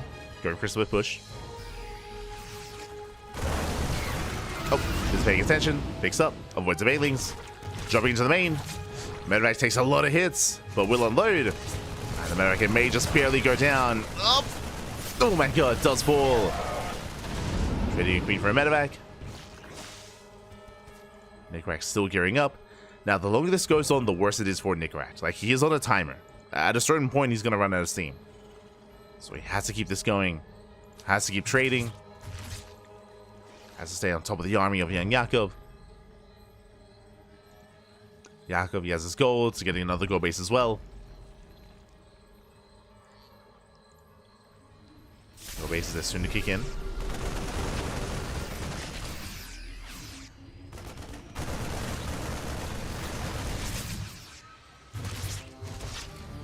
Now to do set the surround, the tank doesn't cheat in time.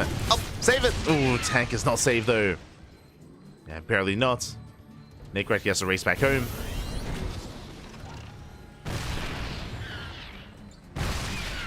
Race all the way back.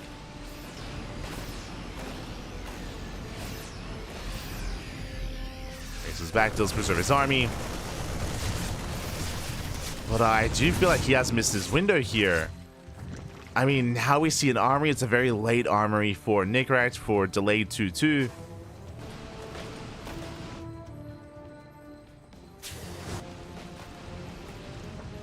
Still has a comparable economy here to YoungYakov. And does hit the gold. But not for much longer. That's what I was getting at. Going for the expansion. Oh! Can he get it? He can! Oh my god. Let's go 3 Marines for 1 hatchery. Nicely done. Picks off the expansion. Does contain YoungYakov and a 4 base economy. But again, one of the bases is a gold. Still a lot of value. Bailey's a crash in. He busts into the natural. And Nicoract, he's across the map. He's out of position. And he's all in. It's just all or nothing at this point. Oh my god! Massive connections, no splits. GG gets called, and YoungYakov will take the series at 2-0. GG. Ah. GG, well played. Again, I'm all aboard when it comes to responding to this greed with something like a 2-base all-in. I'm sure that Nicoract was hoping it was going to be Roach play, as we saw, because of the scout by YoungYakov did choose to embrace Ling Bane, not Roach Ravager instead, so it was able to keep up, it would maintain himself, keep up with the movement of his opponent, and eventually take that 4th base. The 4th base, specifically the goal base. With that, he was able to keep up, if not overwhelm, the economy and the production of Nicoract, and over time, did overwhelm. GG. GG, well played. Whew. With that, YoungYakov will take it, and we are now getting ready for the next round for our next match. Let's go. Let us go. As we can take this moment to try to catch up on everything that's been going on and on all the other rounds. As there's a lot to catch up on. Here's a lot to catch up on. Exclamation mark and B in the chat if you guys want to have a look back at yourselves. Let us refresh and see if we have any updates here on Wikipedia. There we go. This is what we wanted. Okay, from the top here, we have, of course, the tied scoreline between MilkiCow and YoungYakov. We had Nicoract take down Wayne 2-0. Again, this was a big win for Nicoract and a brutal loss for Wayne. UedSoldier started off with a win as well. And that leads us here into the second round. Wayne takes down Rostok 2-0, so a big win there for Wayne.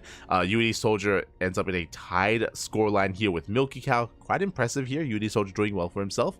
Scrolling down, that does lead us into YoungYakov versus Nicoract, which we just wrapped up. And with that, I believe YoungYakov should be at the top of the standings alongside UedSoldier. Is going to be at the top of the standings. Scrolling down, we have round 3. We have the third round. What do we have exactly?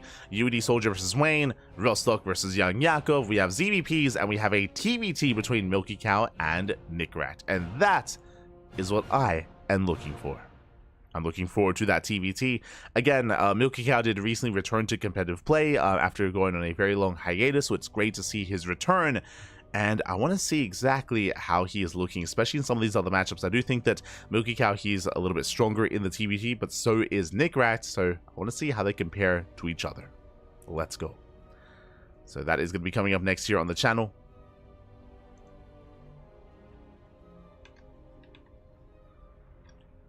It is coming up next in that TBT. Scrolling down a little bit further, we do have future rounds as well. But in this round, again, we're going to be focusing on that Terran versus Terran. Likewise, there's going to be a finals rematch as well. Is going to be eventually that finals rematch with Wayne and YoungYakov. That's also another match that I do want to get my hands on, if at all possible.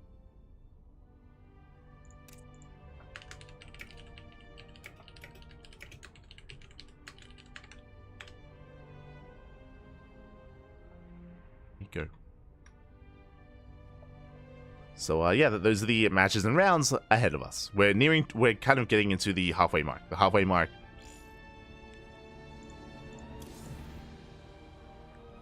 of the broadcast of the group. And as you can see up here as well, it is top 3. It is top 3 that do make it out. I still think it's a little bit too early to really determine who will and who won't make it through. But some of the big contenders are Nicoract, Wayne, YoungYakov, MilkiCow. Wayne's form is still a little bit more up in the air. It's still a little bit more ambiguous. So I'm sure we'll be getting into MilkiCow versus Wayne later on down the line as well. We'll be racing that later on. Otherwise, we can catch up on the chat.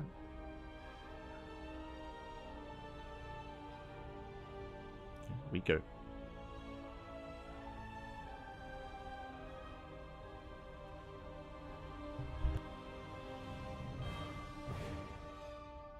But with that, we're going to be going on a short break. We're going to be going on a short break. We're allowing for Nicoract and MilkiCow to conduct their vetoes, and once they are done, we'll be jumping into that Terran versus Terran matchup. We'll see you soon. See you soon. Take this moment, get some snacks, get some food, get some water, take a break, and come back in a couple of moments here for our next matchup. See you soon.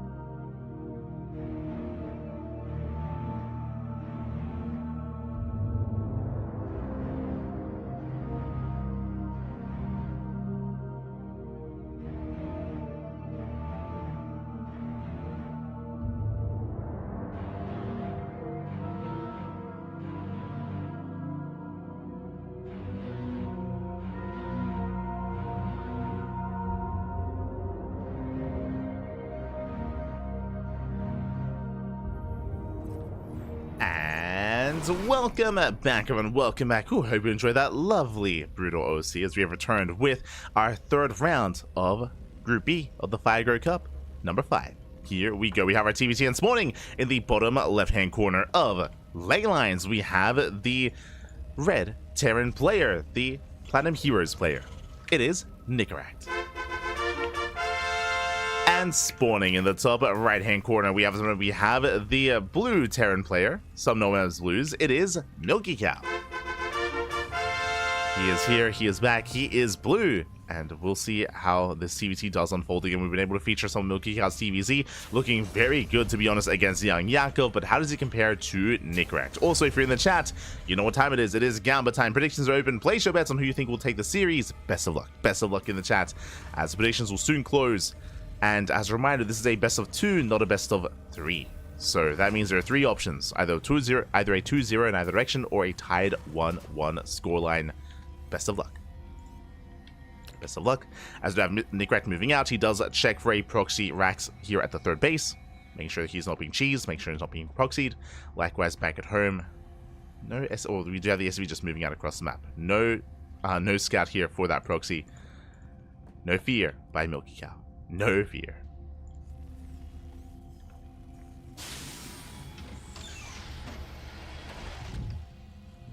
go.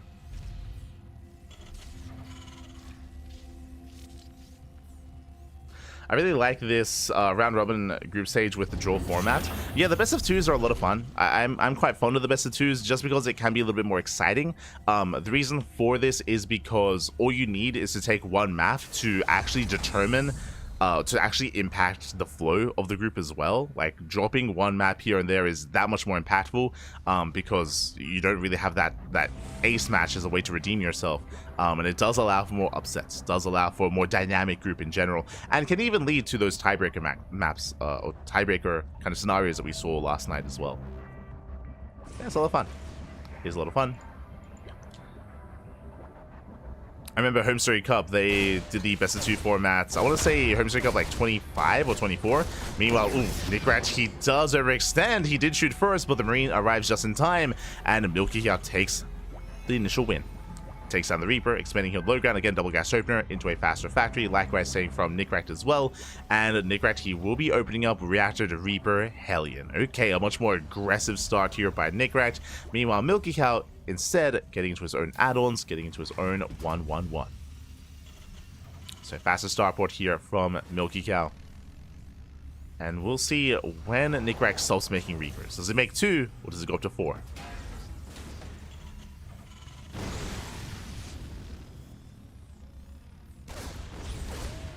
Shall see. And now the CC is going to be delayed. A nice catch from Nicoract. Takes down, doesn't quite take down the Hellion. Reaper does bypass into the main, but is going to be cleaned up. Reaper does fall, but MilkiCow does scout. He's fully aware of the aggression coming his way. He saw the mass amount of Reaper Hellion, and there's more Reapers and more Hellions on the way. Nicoract is not stopping. He's not stopping. He's not slowing down. The goal here is to break the natural and to bust into the mineral line to get some SCV kills and to overwhelm the ground army of MilkiCow. Thankfully, we do have the Tech Lab, and the Cyclone is on the way. The Cyclone is going to be the backbone of MilkiCow's army. As long as he can keep it alive, he should be able to hold on. As the Cyclone is in progress. Nicoract moves out. Behind this, getting to his own tank production. Tech Labs are on the way. Tank Raven, I would imagine. Yeah, Tank Raven on the way. Same can be said for MilkiCow. It's going to be on the horizon.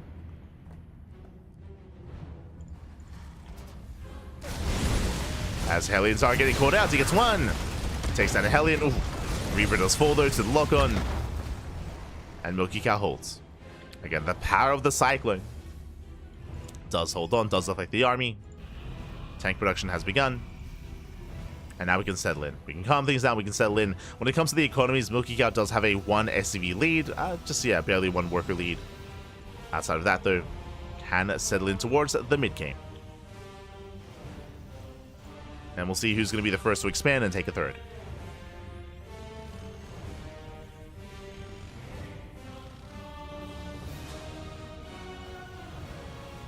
We shall see.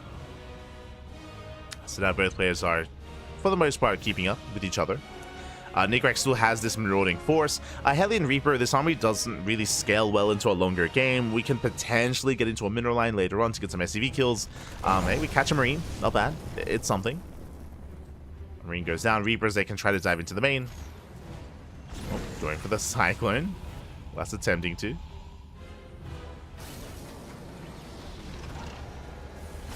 Tanks are sieging. MilkiCow securing himself. Hellions there. Oof. Gonna find out the hard way. Tank shot goes off, taking down the Reaper. Reaper goes down, and there's the third CC. Slightly faster for MilkiCow. Third CC is on the way. Nicoract shouldn't be too far behind him, as Nicoract is still building up. MilkiCow moves out to harass with those Ravens. Tanks, they deflect the Hellions. The Cyclone does get caught out. Nice catch. And MilkiCow just gaining map control, hunting down the Cyclone. Moving out with his Ravens, going for auto charge harass. Third CC now going to be on the way for Nicoract, a much more later third base. We'll see how many SCVs he can bring down. Oof. 2 getting up to 3 SCV kills, getting up to 4. 4 workers going down. Oh, sniping a tank as well. Oh my god, from across the map. Jesus. Nicoract does bleed out a tank. losing up to 8 Oh my god, this is getting out of hand. 9 SCV kills. That is far too much here. 9 worker kills, delayed third base. Snipes the tank. Oh my god, but the Ravens get caught out. Okay, bit of a give and take. May have lost the tank, but that was 2? Yeah, that was 2 of the Ravens. 2 Ravens do fall. Nicoract has momentum. He's up to 4 Ravens. What can he do? He can disable every single tank. He can bust in. He can disable the tanks. He can throw down the auto turrets. Hellion towards the natural. He scans ahead of time. Here come the disables. He's going for the kill. Clutch on siege. Very clutch. The tanks, they can waddle away. Oh, we do throw down a wave of auto turrets. The boys are being pulled. Tanks do siege. And this is getting chaotic. Yeah, the auto turrets, they run out. And a lot of SCVs are going to be going down, but eventually MilkiCow should be able to break out of this, and he will. He will break out at the cost of 24 SCVs. And the question becomes, was that worth it?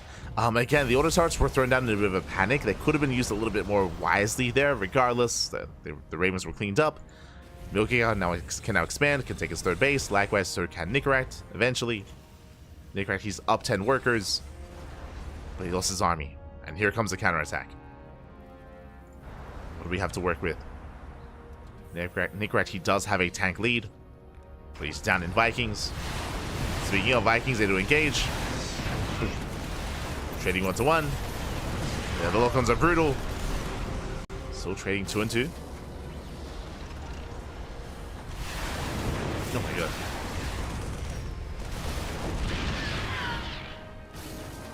As MilkiCow does maintain the Viking lead, but the tanks do siege, and Nicoract, he's holding. Now he is holding on. There are no more Ravens here for either player. Nicoract, he scans. The third base has yet to be taken. Just now floating over.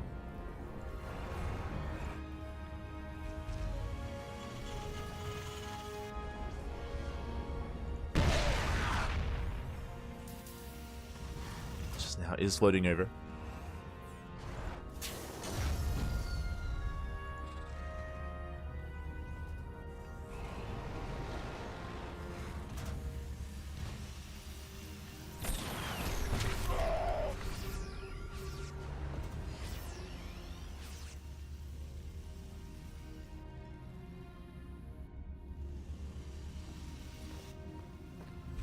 From here, the game is going to settle down. Nicoract, he's still trying to recover, though, like supply-wise. Still trying to recover with his army. Oh, massive tank blows going up. Oof, so many Marines go down. And MilkiCow's within range of the gas. Gas is going to fall as well. Drop into the main. Going for the mineral line. There is a tank in position, thankfully. MilkiCow is forced out.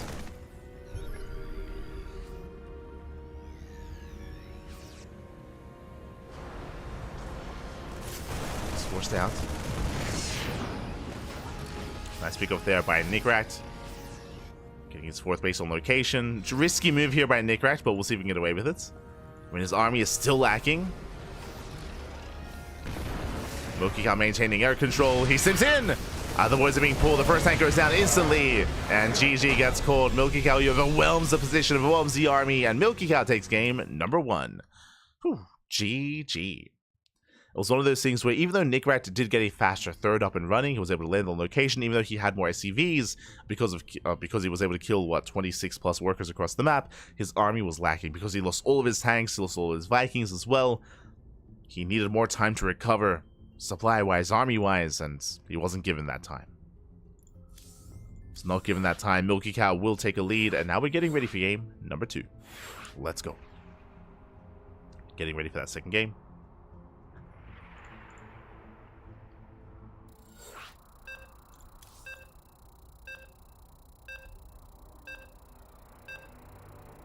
And game 2 is going to be on Frostline.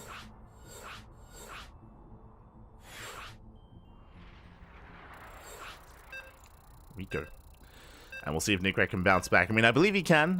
There was a pretty intense TVT, and a little bit was determined here a little bit early on, especially when it came to the first move out. It did feel like Nicoract, he was a little bit too excited when it came to his Raven control. If you remember, he disabled all the tanks, but all the tanks, they all got away, right? Like, they were not sieged up, so they could pull back to the safety of the main, so they were preserved for the fight. Likewise, the Autotars did attempt to catch the tanks, but they weren't able to either, so it was just a really chaotic fight, a really chaotic engagement, which did go the way of the cow. But we'll see if we can bounce back and tie things up, as spawning in the bottom left-hand corner of Frostline, we have the red Terran player for the Platinum Heroes. Down in the series, we'll see if we can bounce back and tie things up. It is Nicoract. And spawning in the top right-hand corner, we have the blue Terran player leading the series 1-0. It is MilkiCow. Obviously, we have a little love for fellow animals out there. We're the duck. He's a cow. You know. Birds of a feather and such. Kappa. Much love, much love. Is he a big fan of milk? Is he a big fan of cows? Who knows? Who knows? I'm sure there's a story out there. I'm sure there's a story. Is his in-game ID blue? Is that like a reference to blue milk? Maybe. Maybe not. We need that interview. Oh my god, as we're going for a one base all in. Jesus, Nicoract throwing down not just 1, 2, but 3 racks in his main. Going Mass Reaper. 3 racks Reaper here by Nicoract. Aggression is upon us on Frostline of all maps. I mean, again, Frostline is a very large map known for its longer macro play. I mean, I did notice someone earlier saying in the chat how like they were enjoying all these late game TVZs, specifically late game TVZ on Frostline. We saw that between YoungYakov and Nicoract. We saw that between YoungYakov and MilkiCow as well, just because how large the map is. But Nicoract, he says no. He's like, no. Enough with this macro, enough with this longer late game stuff. No. Not here, not in this TBT, as the Reapers are going to be sent out 3 at a time. That's a lot of Reapers. Now, thankfully for Nicoract, this is a Rax Expand economic opener out of MilkiCow, which is ideal for our red Terran player. Unfortunately, the CC is on the high ground, so it's going to be a little bit safer, but still an economic build from the blue Terran nonetheless. As Reaper does check, does scout, does confirm that there is no CC on low ground, but will soon get eyes in the main. Because eyes gets eyes in the main base. Reaper pokes in. Attempts to delay. Ooh, it was a Marine opener as well. Okay, Marine first. That means less micro ability here for the blue Terran. And the Marine is going to go down. Yeah, the Marine is going to fall. Hellions are on the way. Boys are being pulled to repair. CC is going to be up. Oh, she's just going to finish. Wow, just finishes just in time. Hellion is about to help out. There are 3 Reapers, though. Oh. And 1 Reaper does fall. Nice pickup. Meanwhile, he does go for the dive. He wants the Hellion. He wants it. Oh, my God. Can he get it, though? The Hellion is getting very low. Marines have a right to support. And MilkiCow is holding. He is holding on. Mass repair. The Hellion lives. The Hellion is immortal. And with the mass repair... Oh, no! Missed the repair. Did miss it. But here comes another Hellion. And MilkiCow, he's held. At this point, he has held. Cleans up the final Reapers. This was not quite worth it for Nicoract. He did not delay the CC. He did not overwhelm the army. He does take down another Hellion, but another is already on the way. And that wasn't for free either. So far, it's been 4 Reapers. 4 Reapers have gone down. And ideally, when you go for this build, when you go for Mass Reaper like this, you want to snowball out of control. You want to retain that Reaper count over time and overwhelm the opponents, and that just has not been happening. Now, thankfully, Nicoract is expanding, but it's a very late expansion. Very late CC for the red Terran. Rotates over. Losing 2 more Reapers. Up. Oh my god, the Hellion does pull away. Shots going up. Oh, brutal connections. Oh no. The Hellion volleys are brutal. The splash damage was insane. And from what was eventually 4 Reaper kills, is now 9. 9 Reapers have gone down. Nicoract, he dives into the main. Not like he's going to be chased down. At this point, MilkiCow can move out. He can move out. He can be active. Alas, he doesn't know if we have continued Reaper production. We know that it is. It's happening. Still more Reapers on the way. So MilkiCow is playing it safe. Playing it safe. Going for a reactored Hellion. Reapers, they confirm. Oh, God. Confirm what's going on. As more Hellions are amassing. Armory's on the way as well, okay. We're going for a Hellbat push? Is that what's happening? I mean, may as well. May as well, bat. So armies do trade.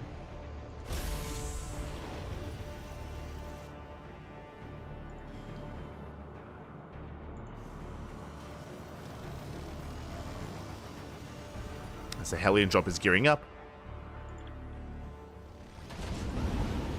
Spots the Reapers. Are the Hellions going to be necessary back at home?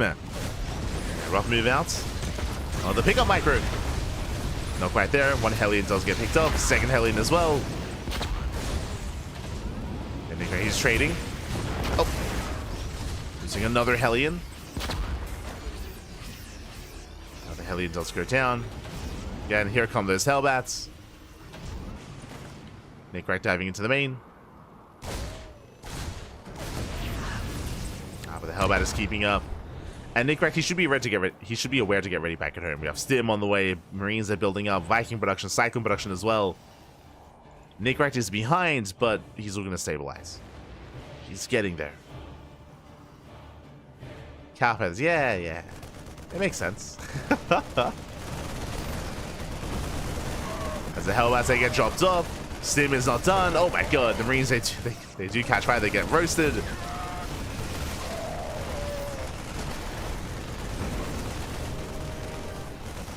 Going for the Viking. Oh my god. And the aggression just does not end. Hellion drop towards the natural as well. SCVs are falling. Nicoract otherwise distracted. 4 SCV kills. Nicoract does respond. Going for the medevac. Medevac does go down. So not a bad cleanup. But as the dust settles, Nicoract is still down 10 workers. And the aggression does not end. Oh my god. MilkiCow just rallying across the map at this point. The liberation is here. He has freedom. Now breaking these Cyclones is not going to be easy. He has to commit. Oof. Yeah, bleeding out more of those Hellions. And the Cyclones are so tanky here against Hellion shots. The Marines less so. But not a bad cleanup. I mean, Nicoract, that was a much more efficient fight here. The Cyclones, they shut down, what was that, 6 Hellions and a Lib? Jesus. The power of the Cyclone. With that, Nicoract, he holds on, and he is catching up. He is catching up, still down in workers, but now has a comparable army. MilkiCow now taking a 3rd TC. TC's on the way. More Raxes, still no 3rd base for the Red Terran. May just turn this into a 2-base all-in.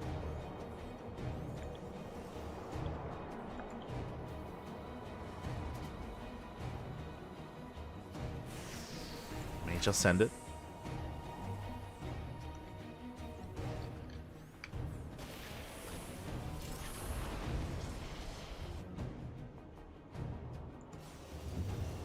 As MilkiCow is now moving out once again. With a handful of Marines and Marauders. Once again, a bit of a chaotic move out, and the medevac's not here to support, which means Nicoract catches out the army. It does catch him out. Nice pickup. 4 Marines go down. The Marauder as well. Very nice trades. 2 Marauders and what? 6 Marines. Again, just a really disjointed attack from MilkiCow. He moved out without his own medevacs. He pulled a bit of a Bjorn. He gets punished for it. Is punished.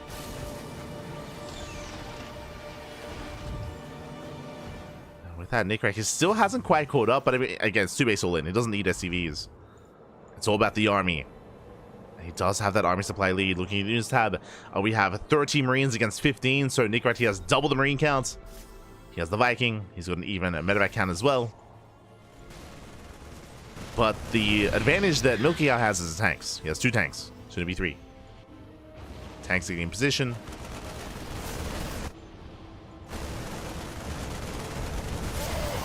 Dust him in. Nicoract trying to out-trade his opponents. Barely does. Not bad.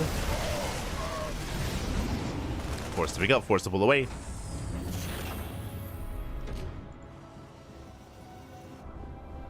MilkiCow forced out. As Nicoract is still waiting for his reinforcements. Still waiting. And again, trying to break this tank line is not going to be easy. But Nicoract, he has to. Doesn't pull the boys. Now has his own tank. Dropping into the main. Oh my god. Does unload in time. Whew. Getting into with the third TC. He's being pinned back. Oof. Has to avoid the tank fire. Another tank shot going off. Medevac does go down. And Nicoract, he's running out of steam. Is being cleaned up almost completely. And again, even though Nicoract has a larger army, it's all here. It's all outside. Wasn't a part of that.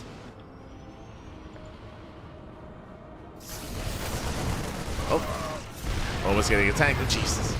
Almost. And the tanks, they just bully this army. The power of the tank in TVT, it's crazy. Yeah, Marine's going down. MilkiCow stims out. Catches the tank. He gets one, almost two. He will get it. Second tank falls as well. And Nicoract, he's just bleeding out far too much. The advantage that he once had is not there anymore. As the tank count just gets higher and higher. The bio army just cannot engage. And MilkiCow is soon to snowball out of control. Well, there was definitely a time here in this game that Nicoract had momentum. Definitely. Not even that too long ago, but unfortunately, he just fought a little bit too prematurely. Wasn't able to make use of his army size. Does him in, takes down one tank. Just the one, though. And MilkiCow is gaining ground. Takes down the tank. GG gets called, and MilkiCow will take the series 2-0. We'll take down Nicoract. GG. GG, well played. MilkiCow, he will take a very impressive performance here at a MilkiCow. Nicoract going for a much more aggressive approach, especially here in game number 2. Unfortunately, he did have a rough start to the game as the mass reverb production did not quite pay off. Did almost recover here in the mid game, but again, remember, he committed into a 2-base all-in.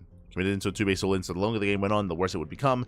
He was unable to break the siege lines of MilkiCow, and MilkiCow does survive, does defend, does take it. GG. GG, well played. And that is going to lead us into our next round. Oh boy. Does lead us into the next round. Do we have any other updates? Do we have anything else going on here? I'm sure we do. Sure we do. Exclamation mark B in the chat to catch up on the bracket yourselves. We'll have to slip into some DMs.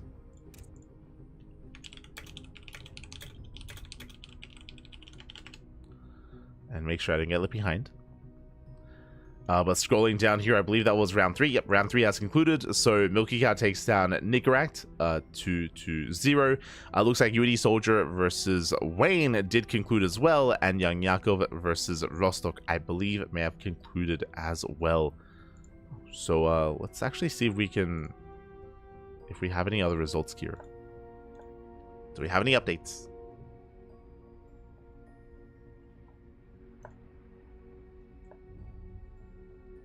We do. Okay, we do. Yes, the entirety of the third round has concluded. YoungYakov takes down Rostok 2-0, and Wayne takes down UedSoldier 2-0 as well. That means that round 4 is now upon us. Round 4 is upon us. We have Nicoract versus Rostok, YoungYakov versus UedSoldier, and Wayne versus MilkiCow. And that is what we're jumping into.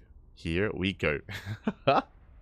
Wayne versus MilkiCow. That is going to be our next match. That is going to be our next series on the channel.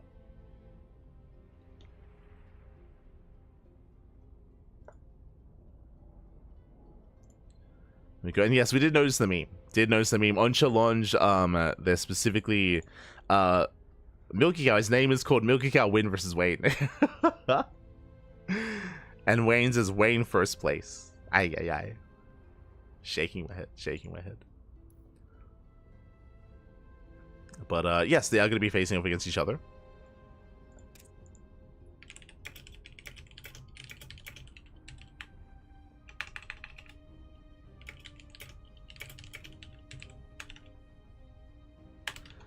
Don't want to be left behind.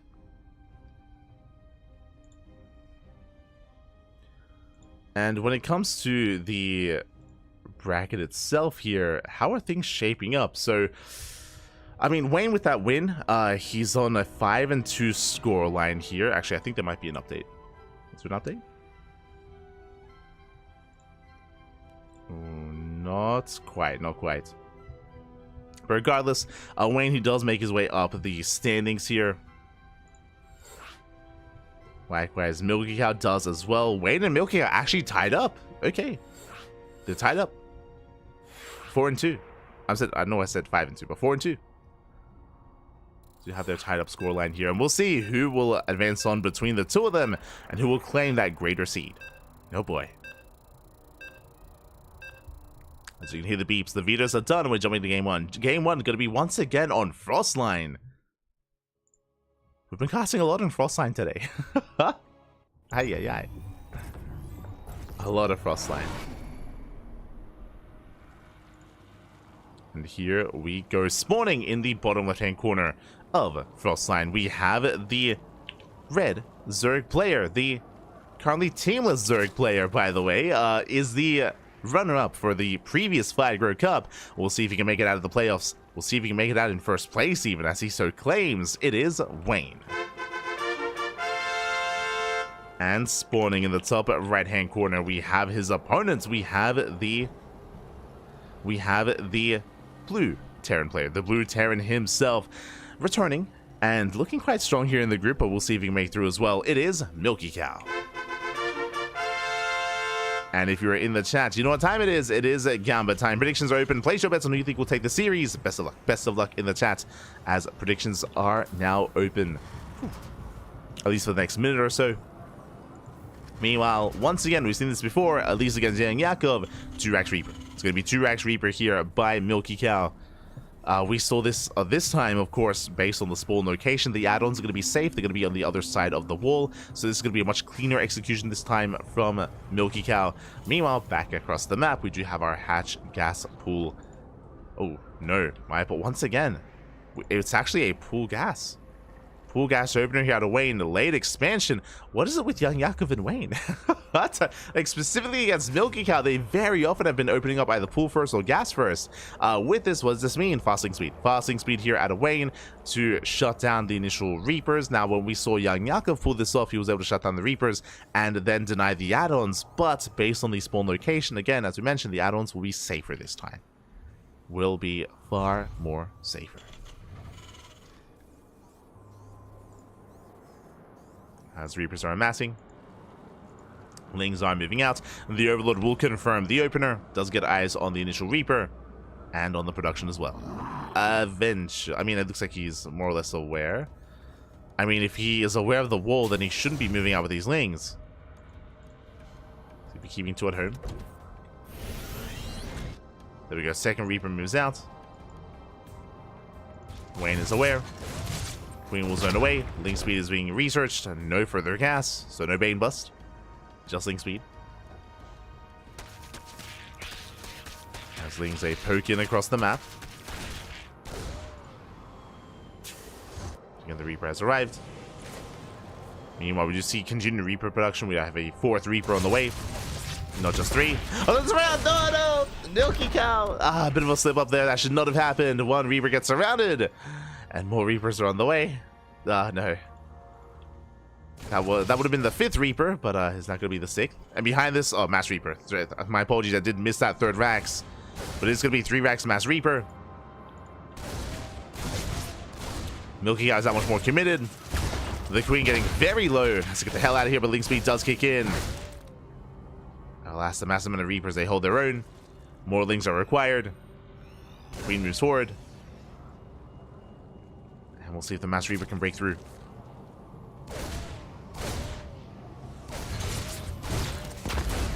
There just aren't enough Lings. He tries to look down the army, but the Link kind is just not there. As Lings are forced back. Reaper is forcing their way forward. Still no... I mean, there is a third base on the way. Just now started. Third base has begun.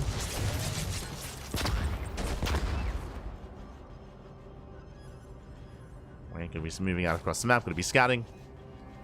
Reapers, they rotate into the main. It's going to be 7 Reapers here for MilkiCow. Still a lot of Reapers. Here comes the attempted surround. Wayne, he will lock him down. When there's no escaping this.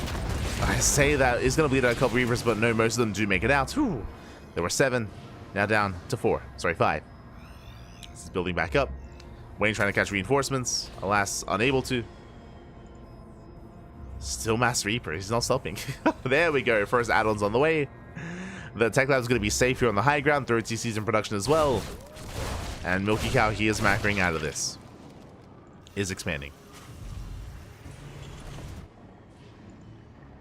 The tech is going to be delayed, but regardless, MilkiCow does survive. Wayne behind this is attempting to re-drone, resaturate, and stabilize.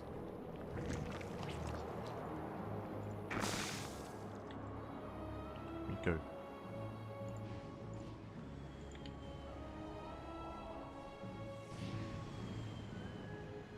Took the Hellion to Clone Town.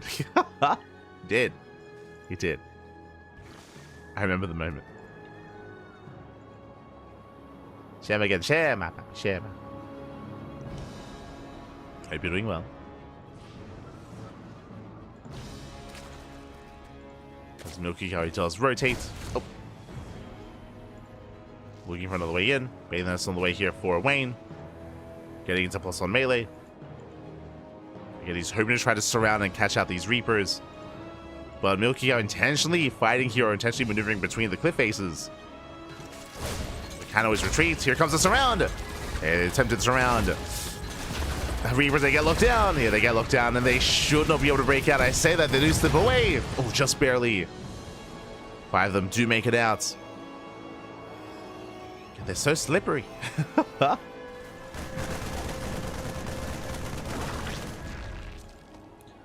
Make it back home. They can reinforce the main army. Again, Stim is being researched, +1.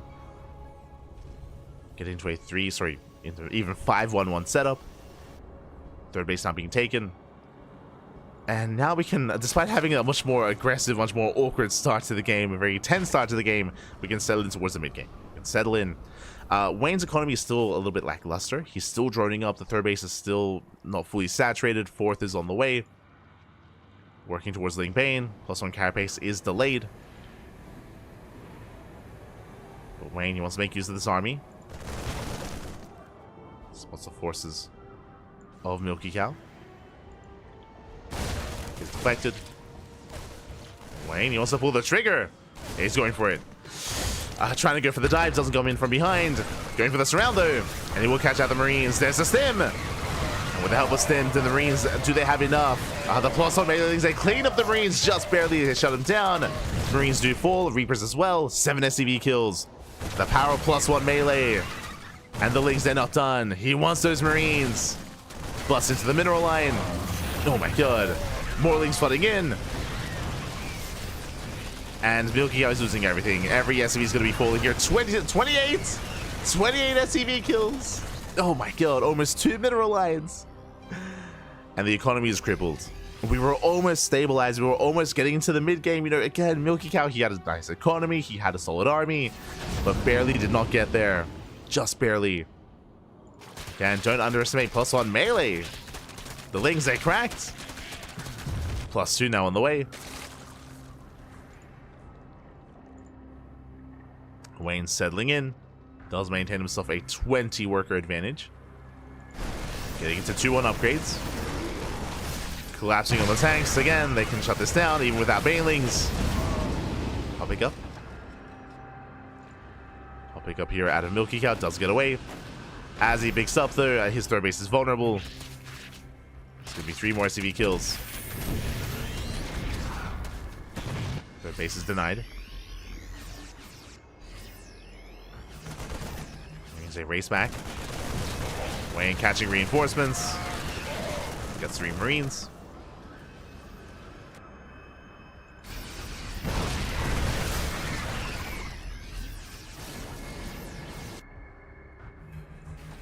Let's catch up and pick up a couple more Marines. MilkiCow threatening a dive. Going for the expansion, and it looks like he will get it. Yeah, the base is going to go down. A nice pick up here from MilkiCow. Ooh, saves the tank. Saves one, doesn't save the other. For the last Wayne, he double expanded. He already has a backup. Now third base, fourth on the way, fifth on the way as well. Double expanding. Catching more reinforcements this time. No Medivacs. Tank gets surrounded. Wayne's just picking MilkiCow apart. Knocking down that front door. That's what the railings are for. They bust through the depot. They break on in. GG gets called as the natural base is compromised. And Wayne takes game number 1. Whew. GG. GG, well played. But again, a much more unorthodox game 1 here. Remember, MilkiCow went 3 racks mass Reaper. He just committed to nothing but Reapers. Did do okay with them. I mean, he was able to trade with the Lings, but the problem was that he didn't get any economic damage. That was the real problem. He wasn't able to get into a mineral line, wasn't able to kill many, if any, queens, now that I think about it. So the damage that he was hoping to get was a little bit lackluster. Likewise, he did get surrounded multiple times. The big moment when things swung in favor of Wayne, of course, was when he counterattacked the third base, when he surrounded the Marines, and he got into the natural. If you remember, that was what, 26? It was around 26 SCV kills, just shy of 30. That's it, just shy of 30 kills. I think it was like 28 or 29. It was insane damage, and that was the moment that Wayne kind of took the lead, took control of the reins, and took the game. And now we're getting to game number 2. Let's go. We're getting into game 2, and we'll see if MilkiCow can recover and bounce back. As spawning in the top right-hand corner. In the top right-hand corner here of Amygdala, we have the red Zerg player, the the runner-up here of Fire Cup number 4, leading the series 1-0. It is Wayne. And spawning in the bottom left-hand corner, we have the blue Terran player down in the series. We'll see if he can bounce back. It is MilkiCow.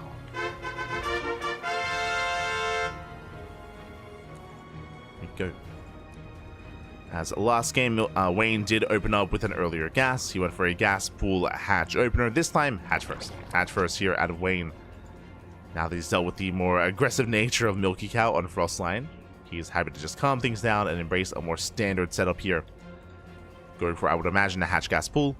We mentioned before when we were casting a ZVT on El Dorado how there are certain maps where you can open up gasless and it is more viable. I do not believe that Amygdala is one of those maps. So yeah, there you go, gas. Gas is on the way. So standard opener, which means standard timing with link speed. No crazy gasless start here on Amygdala. So it's not going to happen. So we're settling in. Likewise, racks expand here out of MilkiCow. Standard economic opener as well.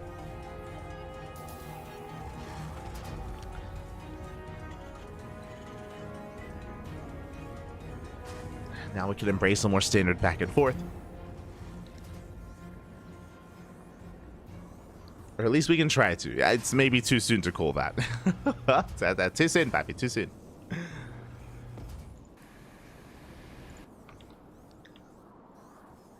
As at least the openers are looking as they should. When it comes to Amygdala itself, it is a very awkward map, I will say. I mean, it has its own features. Of course, we have the goal bases in the center. If you lack map control, then this goal base is going to be difficult, very difficult to actually maintain and hold on to, just because it can be abused from the center of the map. Likewise, the rotations, especially in the early to mid game, can be very awkward as well, just because of all these rocks. These rocks, they deny any kind of like easy like rotations between certain attack paths.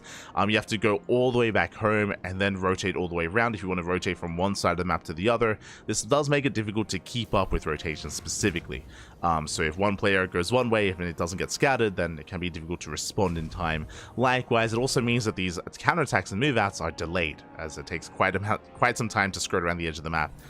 We did see YoungYakov struggle in this map as a result, where YoungYakov, he would go for these Ling run-bys, but by the time they got across the map, MilkiCow, he would have enough time to just fully wall off into defense. He was able to shut YoungYakov down. The counterattacks just took so long, and MilkiCow ended up winning with a 2-base all-in. He just 2-base all-in YoungYakov.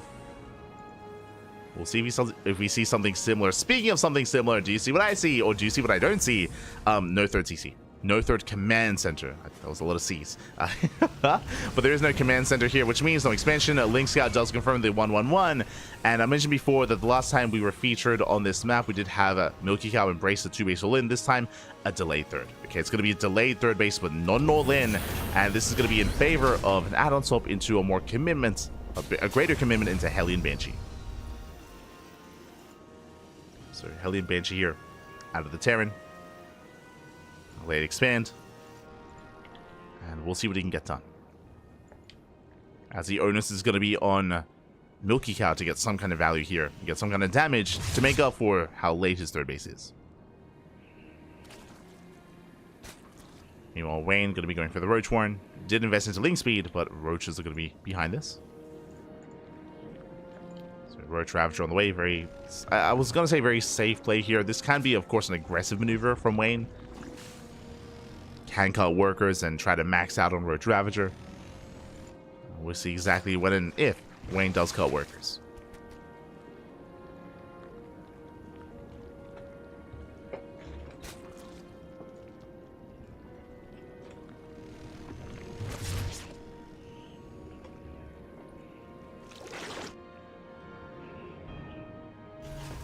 Behind this we have the 3-1-1 setup.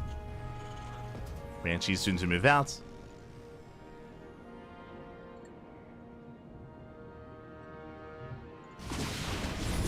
Speaking of, Banshee does hit the field. Work is done in 10 seconds. Nice kiting here by MilkiCow. Doesn't get surrounded. No major surround. Lair is almost done. That'll be for Roach Speed. Extra gas is being taken. And so far, Wayne is keeping up. So far. Keeping up with the Hellions. Even trying to chase them down. Getting a little bit ambitious. Likewise, Hellions, they attempt to come in from behind. They are deflected. There's going to be, of course, a bio setup here by MilkiCow. Taking his third. And the Banshee doesn't quite go into a mineral line here. I mean, the Banshees, they have stacked up. Cloak is now done. And 2 Banshees, they can one-shot drones. They can one-shot workers. They're going through the center. The Queens are ready. The detection as well. That's brutal. The first Banshee, does it go down? Oh my god, it's so close. It's so close. It looks like it may barely fall. One more shot, doesn't go off. Whew. And the Banshees get away. They get away, but ideally the Banshees, they want to kill some workers, and they get, what, 1 drone? 1 drone. 1 drone goes down. That is not worth it. Not yet. The Banshees, they're hoping for more damage, but alas, so far unsuccessful. They pull away. And I do have to give the edge to Wayne here. Wayne's opener, Wayne's build was more economic. And now he's getting up to, soon to be, 3-base saturation. 4th is on the way. I would imagine just for Larva. Rocks are being knocked down. And this feels like a 1-1 timing. Does feel like a strong timing here from Wayne. Timing, borderline all in. Because, I don't know if you noticed this, but Wayne, he's not droning. He's not droning up. He's making nothing but Lings, Roaches, and Ravagers. The 4th base is just for Larva. We just see MilkiCow going for his own counterattack, but Wayne is amassing a terrifying army. And his goal here is to knock down that 3rd and to end the game with this push. He scans, he sees no saturation, sees the 4th. Likewise, Hellions into the 3rd. Drones are getting roasted, and Wayne, he doesn't care. He commits to his all-in. It's like, mate, you think I need my drones? Nah, mate, let's go. 7 drones gonna be going down. He commits, knocks down the wall. But alas, MilkiCow does recognize what's going on. He pulls back to the natural. He's racing back home. Massive supply block here for MilkiCow. The miles! Oh my god. Banshee falls. And can MilkiCow hold on? He's got 2 tanks. Wayne backing up. He's droning. Okay. You have my attention. He rebuilds his 4th base. He's droning up, getting into 2-2. Roach Speed is on the way. Infestation Bit as well. Wayne, it looks like for now, at least he's content with this damage. And I mean, again, MilkiCow is still supply blocked. Oh god, still actually supply blocked, by the way, at 125 from 125, just now breaking out. I believe, yeah, he had to cool down supply. Had to cool down supply to break out.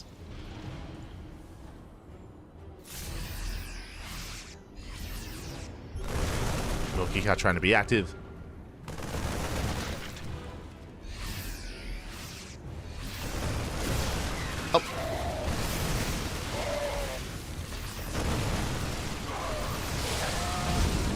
moving back.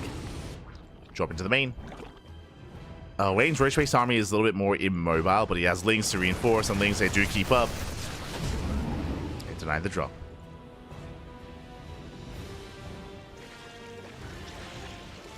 Drop is denied. Wayne taking up towards Hive Tech, towards Lurkers, actually. I mean, the range upgrades, they're going to be able to benefit that. Wayne getting caught out. Bearing in mind, Roach Ravager is not the most efficient army. Queen's going to be falling as well. Very nicely done. Very nice stim. Ooh, takes a lot to the face, but he does take down 3 of those queens. 3 queen kills. Tanks up behind this. Nice move out here from MilkiCow at the same time. Wayne coming in for a backstab, and once again knocking down more depots. The 9+2. And Wayne is maxed. Wayne is... Oh no! Wayne is maxed out. He does catch 2 of those tanks. Going for a 3rd. Won't quite get it. But an unfortunate pullback there from MilkiCow. Leading out 2 tanks. Racing back home. Drop is doing what it can.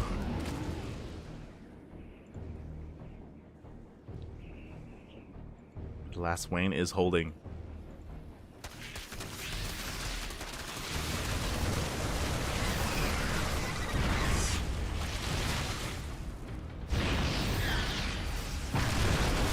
Oh god, and Halas is being exposed. Tanks are falling one after the other. 2 more tanks go down. Oh, just the one. Never mind. Tank was barely left alive. Wayne coming in from both sides. There we go. Does finally bring it down. The CC is getting very low. 1 more wave of files. Oh, the files, they connect. They catch the SCVs. MilkiCow does save the expansion, but at the cost of 20 SCVs. Ay, ay, ay. 20 workers go down.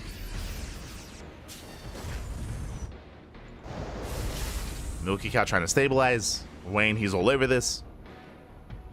And they can now embrace the Lurker tech. The Hive is done. Lurker upgrades are on the way, and the Lunkers, they're coming. So far, 3. 3 Lurkers morphing in. MilkiCow trying to re-expand.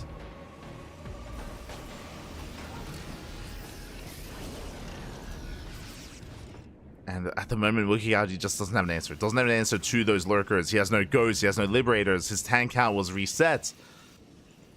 Once the Lurkers arrive, it's going to be difficult here for MilkiCow to deal with that. To handle the Lurkers.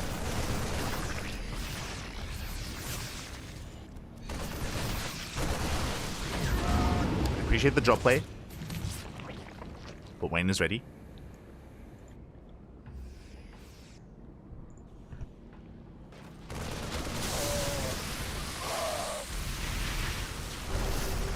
So Wayne moves out. Yeah, trying to deny some of that creep. Here come the Lunkers and the Vipers as well. Ducklings blinding clouds. The planetary is looking quite exposed. Tanks not quite in position. There's the blinding cloud. As they dive in. And the planetary is not long for this world. 1 more volley and it goes down. The Bio Army tries to dive in, but oh my god, the spine shots are brutal. GG gets called, and Wayne, he snowballs out of control. He will take the series 2-0 and will take down MilkiCow. GG.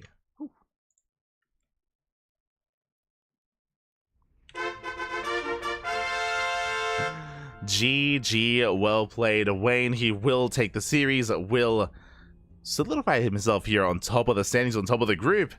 And with that, we're getting ready here for our next round. GG, my condolences here to MilkiCow. And what exactly is the group now looking like here as we're getting ready for the final round of Group B? Oh boy. We're getting ready for that final round. Let's switch our scenes over and catch up on the bracket. Oh boy, do we have any updates? We do. Okay, we do have some updates coming in. Okay, from the top, we have... looks like the 4th round has not yet been updated, but we have YoungYakov and Wayne towards the top of the standings. I believe, of course, Wayne did take the 2-0, so Wayne, he now has a 6-2 scoreline. YoungYakov, meanwhile, I believe, has also taken the series. Just having a look at challenge. matches, and yep, here it is. YoungYakov 2 O's and Nicoract 2 O's. Okay, so Nicoract and YoungYakov and Wayne, they all get 2 zeros here in round number 4. And that does mean that's, I mean, all 3 of them do advance on here when it comes to their standings. So that means, okay, so Nicoract, he's on 4-4. Nicoract, he's on a 4-4 scoreline. And so is MilkiCow, as he just lost 0-2. So MilkiCow and Nicoract, they're tied. They're currently tied here at 4-4. I believe, yes, they're tied for 3rd and 4th place. So this next round is going to determine whether or not MilkiCow or Nicoract do make it through. They're both kind of within range. Likewise, some of the other players are as well. Bear that in mind. Meanwhile, both YoungYakov and Wayne, they got 2-0 score lines, and now they face off against each other. And depending on this next series, that will determine the 1st and 2nd place standings between YoungYakov and Wayne. Now, as a reminder, if you weren't here last month, I recommend the VODs. We had a banger of a finals in Fire Cup number 4. The VODs, they are on YouTube. They're on Twitch as well. They're all over the place. I do recommend it. But these were the 2 finalists. These were the 2 finalists, YoungYakov and Wayne. We had a best of 7 ZVT, and it was crazy. It was beautiful. It was everything you want in a ZVZ. And now we have a rematch. And as I was mentioning before, YoungYakov is the reigning champion of last month's tournament. He is the reigning champion. And we'll see if history repeats itself. We'll see if he can take down Wayne once again, or if Wayne can get his revenge. We will be focusing on that ZVZ matchup. Best of luck to MilkiCow, Rostok, UedSoldier, and Nicoract, but we will be first focusing on our ZVZ. When it comes to the other matches, as I mentioned, again, both MilkiCow and Nicoract are tied. If they both 2-0, then we might have a tiebreaker match.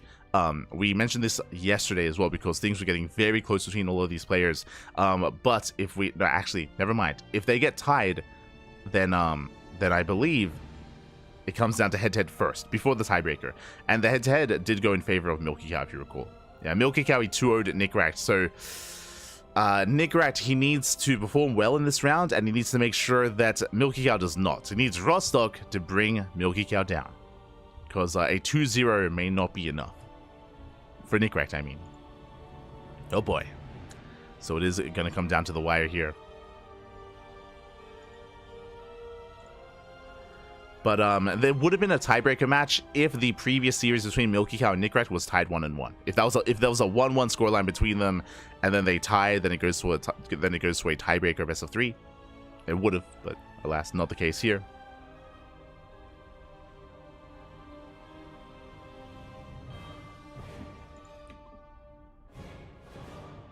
Unfortunately, Rostok is at the bottom of the standings. And UedSoldier, I believe he has a chance to make it through as well, depending on who wins and who loses. If UedSoldier takes down Nicoract 2-0, and if MilkiCow loses 0-2, then UedSoldier could advance on over the other 2 players in 3rd place. So right now, it's a battle between Nicoract, MilkiCow, and UedSoldier to see who makes it out in 3rd place out of Group B.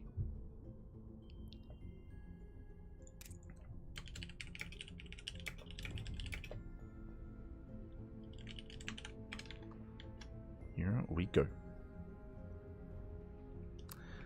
And I know there's a little bit more weight behind some of the other matchups, but I wanted to be there for the ZVZ, for the rematch. I want to be there. For the rematch, as it could potentially even be a little bit telling of what is to come in the playoffs as well. So I did want to be there for it. But meanwhile, vetoes are underway.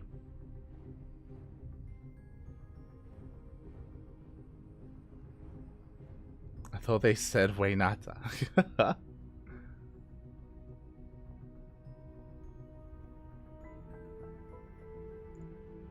We go.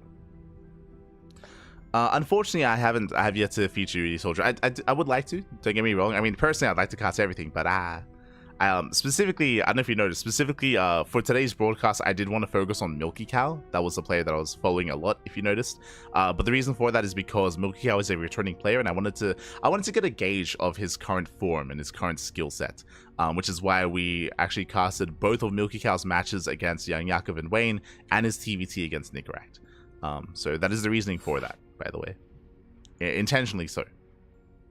I did want to cover the cow.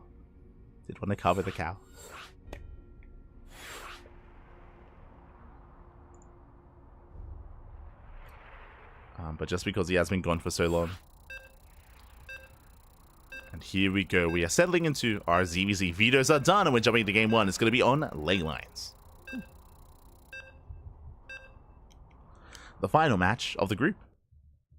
Final match.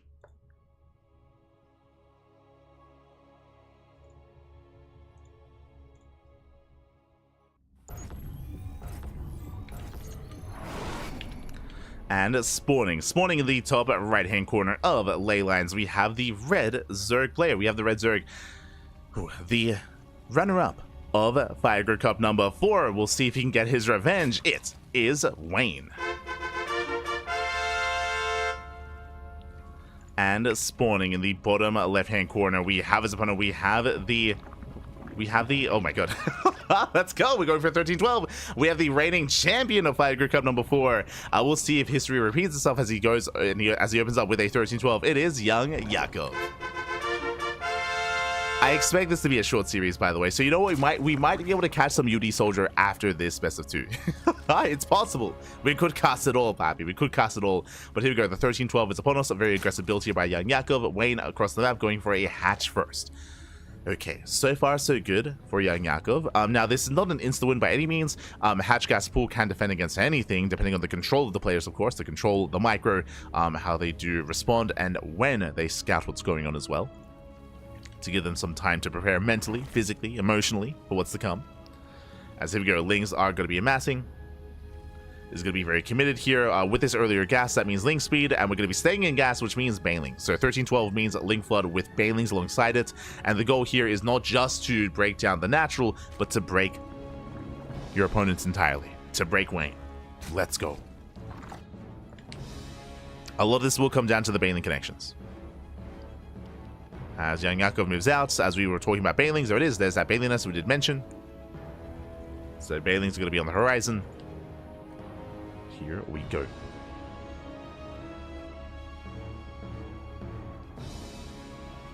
As YoungYakov does move out.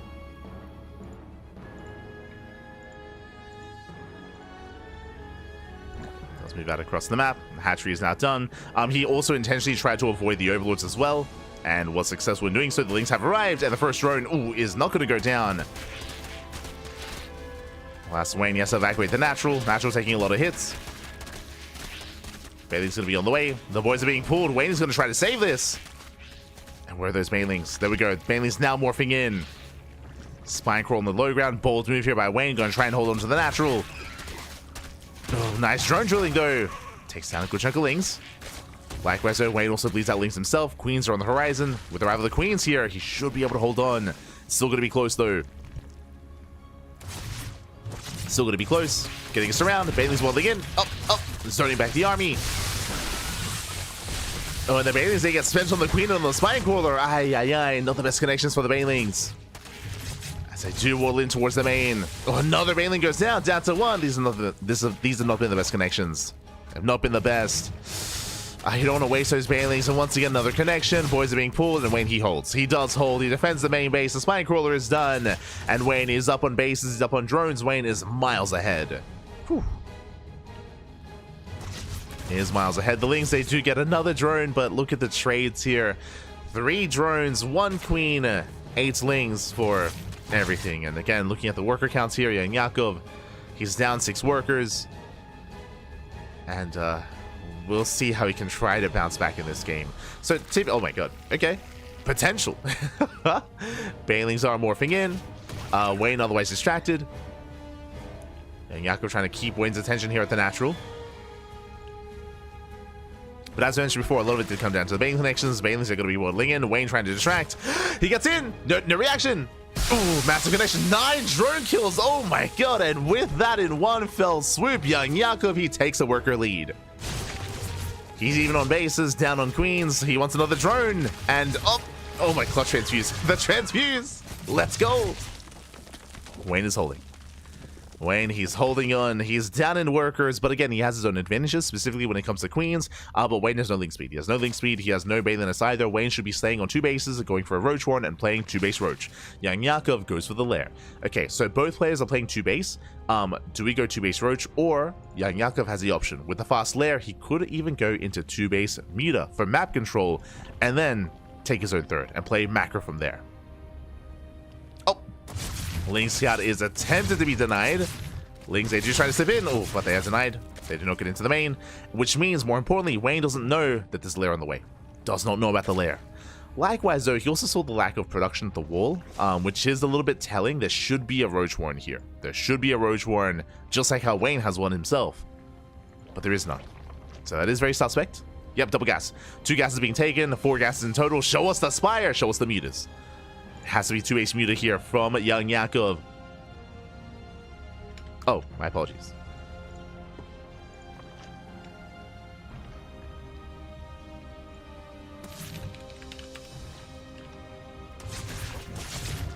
My apologies.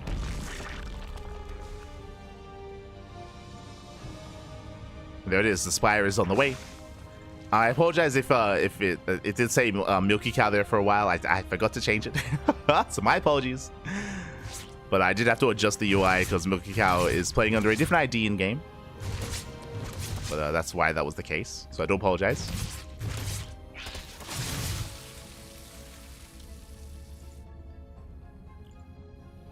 As Wayne is taking another expansion, moving up with Ling Roach. And YoungYakov, sure, he's going in, he's trying to go into mutas, but here comes the counterattack from Wayne. He's going to try and knock down YoungYakov before he can really embrace muta tech. We have a wall of spine crawlers on the way, but it might just be too late. The army is here. The army has arrived. Wayne, he's going for the kill, going for the throat. Denies one of the spine crawlers. And GG gets called. Wayne, he strikes just before the mutas, and Wayne takes game number 1. Whew. GG. Oh my god. GG, well played. A very intense game 1. Wayne will take it. And now we're calming things down and getting into game number 2. Whew. Oh my god. Again, the 13-12, I will say, was not too successful. It wasn't too successful. The Banelings in the main base was a very fortunate kind of outcome that, I mean, so much had gone right there for YoungYakov. He had distracted Wayne. He was able to slip in, able to get 9 drone kills. But if you remember, YoungYakov, he had the option, if he wanted to go into 2-base Roach himself. He could have gone for his own Roach Warren, could have gone into 2-base Roach and played it out from there, but he chose to take a risk to go into mutas instead. Alas, he was caught with his pants down, and with that, we're getting into game number 2. And spawning in the bottom left-hand corner, we have the runner-up himself. So far, looking good here in this series. Can he bring down his opponents and get his revenge? It is Wayne. And spawning in the top right-hand corner, we have his opponents. We have the blue Zerg player, the reigning champion. Down in the series, though. Can he bounce back? This time, not going for a 13-12. This time, calming things down and getting to a more standard opener. It is YoungYakov. Let us go. But again, I do apologize for it stating, it showing MilkiCow's name earlier. Ooh, Wayne going pool first. Okay, pool first opener and a Wayne. Very safe play. With this, it means that he has access to earlier Lings, earlier Queens, and if he was defending against something like a 13-12 or a 12 pool, then Wayne would be fine. So early pool opener. This should lead into an expansion, and typically a pool first build means 2-base Roach. The reason why this means 2-base Roach is because your gas is heavily delayed. So your gases are much more delayed here compared to the gas of your opponent. Because of that, there's gonna be these big periods in time where you wouldn't have link speed and you wouldn't have banelings. So if you have no link speed, if you have no banelings, you have no right to be out on the map. So because of this opener, Wayne should be playing 2-base. Now, I say 2-base Roach. 2-base play, as you saw, can lead into 2-base Muta potentially, as YoungYakov tried to get away with it. So Wayne could try to go 2-base Muta himself. Frostline is a larger map and a longer rush distance by ground. If we wanted to play 2-base Muta, this would be a better map for it, I would say. I would say this would be a much better map than Ley Lines. So I'm sure Wayne is tempted. I'm sure Wayne, he's tempted. He's like, mate, you want to try to 2-base Muta me? I'll show you how to 2-base Muta, Patty. It's possible. Gases are now being taken. Ling's going to be moving out across the map. It's going to be 6 Lings here. And the goal of this Ling move out is to try, ideally, to snipe like 1 or 2 workers. 1 or 2 drones. We'll see if we can get them. As Lings, they do go the long way across the map. I believe YoungYakov, he will barely miss them. Just barely. Now spots the army. Is now where? And the boys have pulled away. Yeah, the drones, they are evacuated. Oh! Gonna be pulled back towards the main. And with good enough drone control, we should not lose any workers here. Nice around. Oh my god. Ooh, very clutch control. Is that one drone kill? Oh, that was 2. That should not have happened. 2 drone kills here. YoungYakov with a bit of miscontrol. And with that, Wayne does take a lead. Likewise, Wayne also snipes an overlord across the map as well. Wayne is up on drones. He's not supply blocked. He's settling into his 2 bases. Looking good. YoungYakov. Bane bust. YoungYakov, he's behind. What does he do? He goes all in. Bane bust here from YoungYakov. He knows that he lost too much. He knows that he's been delayed too heavily as well. It is time to just send it across the map and to attempt to end the game. So again, short series. I don't think this was the initial plan, but because of the rough start here from YoungYakov, I think this is just a result of, you know, him losing too many workers and taking too many losses. And here we go. Here comes the Link Flood. Meanwhile, Wayne is attempting to play 2-base Roach. He's walling off. He's fully walling off here as we said he would. Link speed is on the way. This is very suspect. You do not research Link speed unless you plan on Link flooding. So Wayne, he's going for his own aggression. He's flooding Links. And he's trying to hide them here in his natural. So this is a really weird game state where YoungYakov is going for a Bane bust and Wayne is going for a Link flood. And here we go. The Banelings are revealed. Banelings are revealed. Gonna knock down that front door. No shot, he doesn't break through. Oh my god, that was a big investment here for the Banelings. Lings, they're trying to bust on through. Alas, Lings are here to defend. Queens as well. Clutch Transfuse, Spine Call is on the way. And Roach production has begun. The longer this goes on, the better it is for Wayne. The better it is for him, and Wayne, he's holding. He's holding on. He does have a Transfuse. Oof.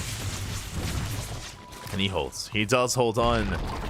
And Yakov, he's still committed. I mean, there's nothing else he can do here. He has to commit. But the roaches are amassing, and behind this, YoungYakov, now he's droning up. Oof, but that's late saturation here for YoungYakov.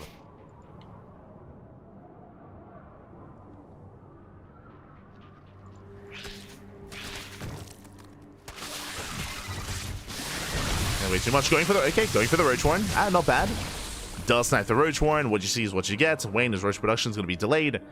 And YoungYakov, he has a little bit of room here. He has some room to breathe, to drone up, and to try to expand and take a third. To try to take a third base. Link Scout does confirm. No extra gases, no lair. No extra tech from YoungYakov.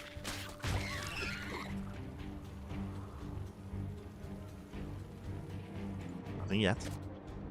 And here comes Wayne's move out. He's moving out. He's reinforcing with Lings.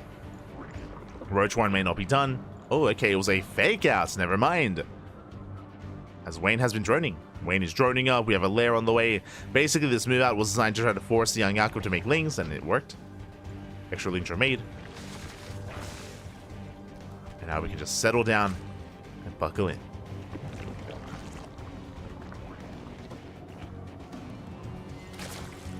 As Wayne is building up, taking the gases.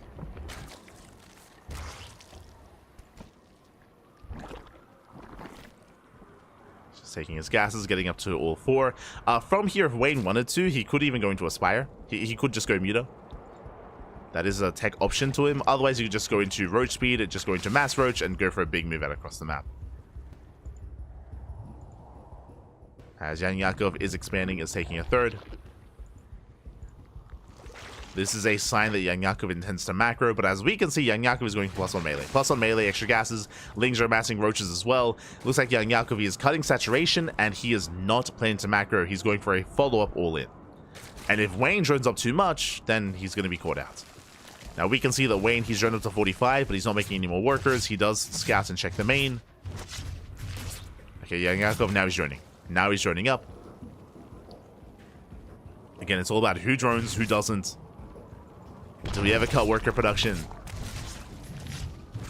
The melee, the plus on melee though is telling here. It's telling. I'm still on the fence about whether or not YoungYakov intends to saturate the space. Yeah, he's not saturating. So it's just 2 base. It's just a 2 base economy for YoungYakov. This third is only for Larva. Wayne, for more or less, does know this. And Wayne, he's not droning himself either. Like, both players are staying on 2 base economies. Wayne building up more Roach Ravager. And YoungYakov going Ling Ravager instead. Does deny the third. Third base is denied. In a head-on fight to do favor Wayne. And he's waiting for his upgrades. Nice Biles. Supply blocks Wayne. YoungYakov droning up. I mean, he knows he's up a base now. He's up an expansion. He can drone. YoungYakov cannot. But this means that most likely YoungYakov is going to be the one that moves out. Eventually. So still a very tense moment here. Lings, they get denied. YoungYakov trying to saturate. Droning. Wayne still making purely roach. Look at the army supply. Wayne, he's up 30 army supply. Almost 30 army supply. It's building up.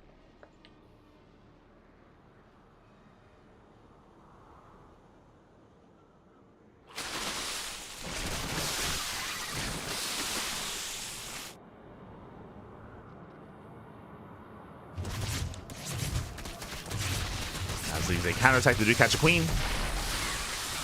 Queen gonna be going down. And here comes Wayne. And he has a massive army. He's looking to overwhelm. Ay. The hope here for YoungYakov, typically with a Ling Ravager based composition, is to lock down the army and then Bile. Trying to catch out Wayne. Forcing him back, trying to catch reinforcements as well, but Wayne has plenty of roaches. They can hold their own. He can maintain himself, pushing up towards the ramp. Knocking down the third base. The third base is going to fall. And Wayne, he can just keep going from here. Roaches, they bust into the mineral lines. Roaches in the main, roaches at the natural. Oh, the Biles. Oh, they graze the army. But no major connections. And YoungYakov is just being outscaled. He just cannot keep up. Not against this kind of army. It was just too far behind. After the failed Ling Bane bust. And GG gets called. Wayne, he will take the series 2-0. And Wayne, I believe, will finish as first place. GG. GG. GG, well played, Wayne. He gets his revenge, at least here in the best of 3 format, or best of 2 format. Takes down YoungYakov 2-0. Again, a very intense, very aggressive series here. We definitely could have seen different outcomes, especially based on game 1 and game 2. If you remember game 1, we saw that YoungYakov, he had stabilized after the initial 13-12, but he decided to go into 2-base muta. He got punished for it. Here in game 2, we saw YoungYakov, he went for, after losing workers early on, and after getting supply blocked, he went for a Bane bust. He went for a Bane bust as a response, but the Bane bust did fail. It was a failed Bane bust. Alas, Wayne, he was able to recover from there and snowball out of control. We saw that YoungYakov attempted to keep up himself, attempted to try to bounce back, but he himself wasn't really droning too much, and his army was suffering as a result. It was just a really awkward follow-up there for YoungYakov, and Wayne was secure. It's looking good, looking solid. GG. GG, well played. Really solid play overall here from Wayne, is what I will say. And with that, I believe he does finish in first place. Does finish in first place. But the question becomes, what about everyone else? What about everyone else? Oh boy, do we have any other updates? We do. Okay, MilkiCow actually had a faster series. So Wayne takes down YoungYakov 2-0, and MilkiCow takes down Rostok 2-0 as well. Oh boy, 2 O's all around. And that means there is one series left.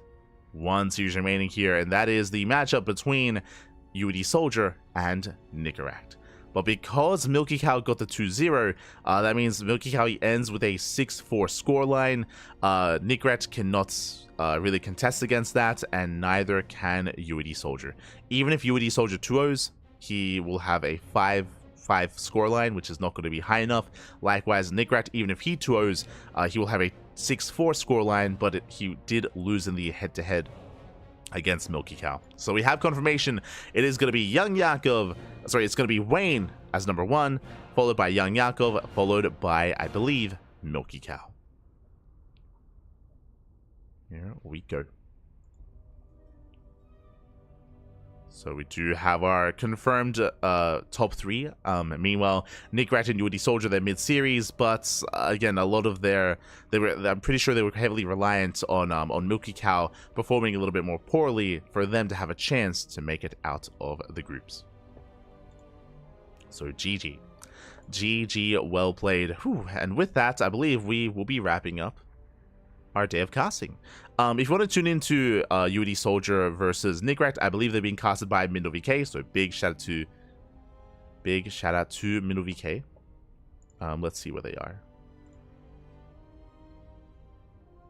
As they are in game 2. Yeah, they're in game number 2. And who is leading the series here? I'm trying to squint. There's an ad playing. I think it's UedSoldier. Yeah. I think UedSoldier, he is leading the series 1-0.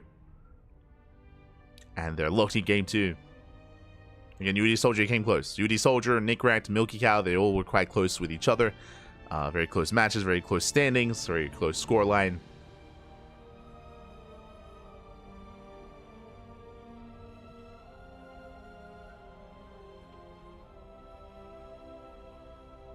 And with that, I should also direct you there as well. Of course, for those who do not know, this event is a monthly tournament, Fire Cup, and it is focused around the CIS region and CIS players from all around to compete in this. And yeah, with that, it is organized and funded by MilkiCow. He organizes it himself, he funds it himself, does get help by the rest of the community when it comes to organizing, casting, and adminning, of course, but he does do a lot of legwork himself, and he's casting over on his own channel. So do check out, do support MilkiCow. Great guy. He's a great guy. And he's been doing a lot more casting and a lot more content creation recently as well. So much love here to MilkiCow, as he is allowing us to cast in English as well. So big shout out to MilkiCow. Otherwise, GG, well played. And we may as well have a look at those final standings as well. Here we go. Yeah, it is locked in. Wayne, YoungYakov, and MilkiCow, as we did mention. And we will soon have the playoff brackets seeded, so we're still waiting for that. As you can see here, we have our trio of Protoss players. They made it out of Group A, Shameless, Strange, and Power. If you missed out on Group A, I do recommend checking out the VODs. We casted that yesterday, and of course, we just wrapped up Group B today, and tomorrow is the playoffs. Tomorrow's going to be the playoffs. What do we have? We have 3 Protoss, 2 Zergs, and 1 Terran in that top 8. Sorry, in that top 6. And we will be casting each round at the same time. That is the plan. So we're going to be casting one of the quarterfinals, and then I believe both of the semis, and then the grand finals. That is going to be the plan. So 1 quarterfinals each at the same time, then into semis, then into grand finals thereafter. The question becomes, which match should we start with? We can decide here and now. Once the playoff bracket gets updated, I believe, if I quickly double check here, I believe Power is going to go up against YoungYakov and Strange against MilkiCow, if I recall correctly. Okay, who do we want to cover? Now, I was unable to cover any of MilkiCow's Terran versus Protoss matchups, so I'm tempted to jump onto Strange versus MilkiCow.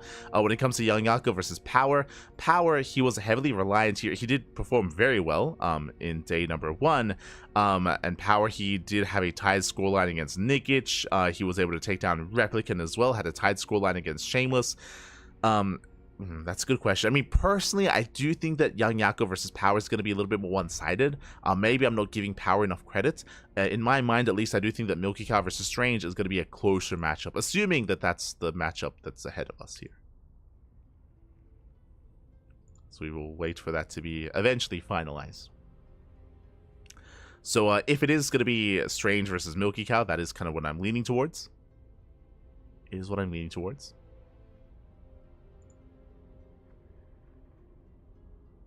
And that would lead into, I mean, we're going to be covering both semifinals anyway, right? We'll be covering both semis. And again, that's going to be tomorrow. It is going to be tomorrow. Just catching up with the bracket. Losing 2 workers is a lot. That early on, yes. So winding it back a little bit here, if you're curious, Mac Playmore. When it comes to early pool openers and 12 pools and things of that nature, because the drone count is so low that early on in the game, that means that worker losses matter that much more, especially in a mirror matchup. Just because you have the same tools as your opponent and typically a similar worker count as your opponent as well. So against a pool first opener, you should not be losing anything. At this level of play, you should not be losing any drones. Losing 1 is brutal. Losing 2, it is quite a lot, actually. It's quite a lot. So that's why, especially like the early game can be really, really intense, especially in ZVZ, for example, when we go for these early pool builds. But again, like in a longer game state, like 2 drone kills is more negligible, 100%, right? 100% it is more negligible and is more sustainable.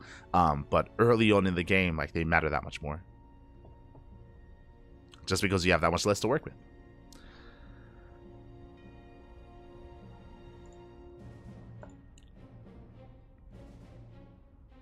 Otherwise, here we go. Otherwise, we're just waiting for the final results coming in. We're waiting for it.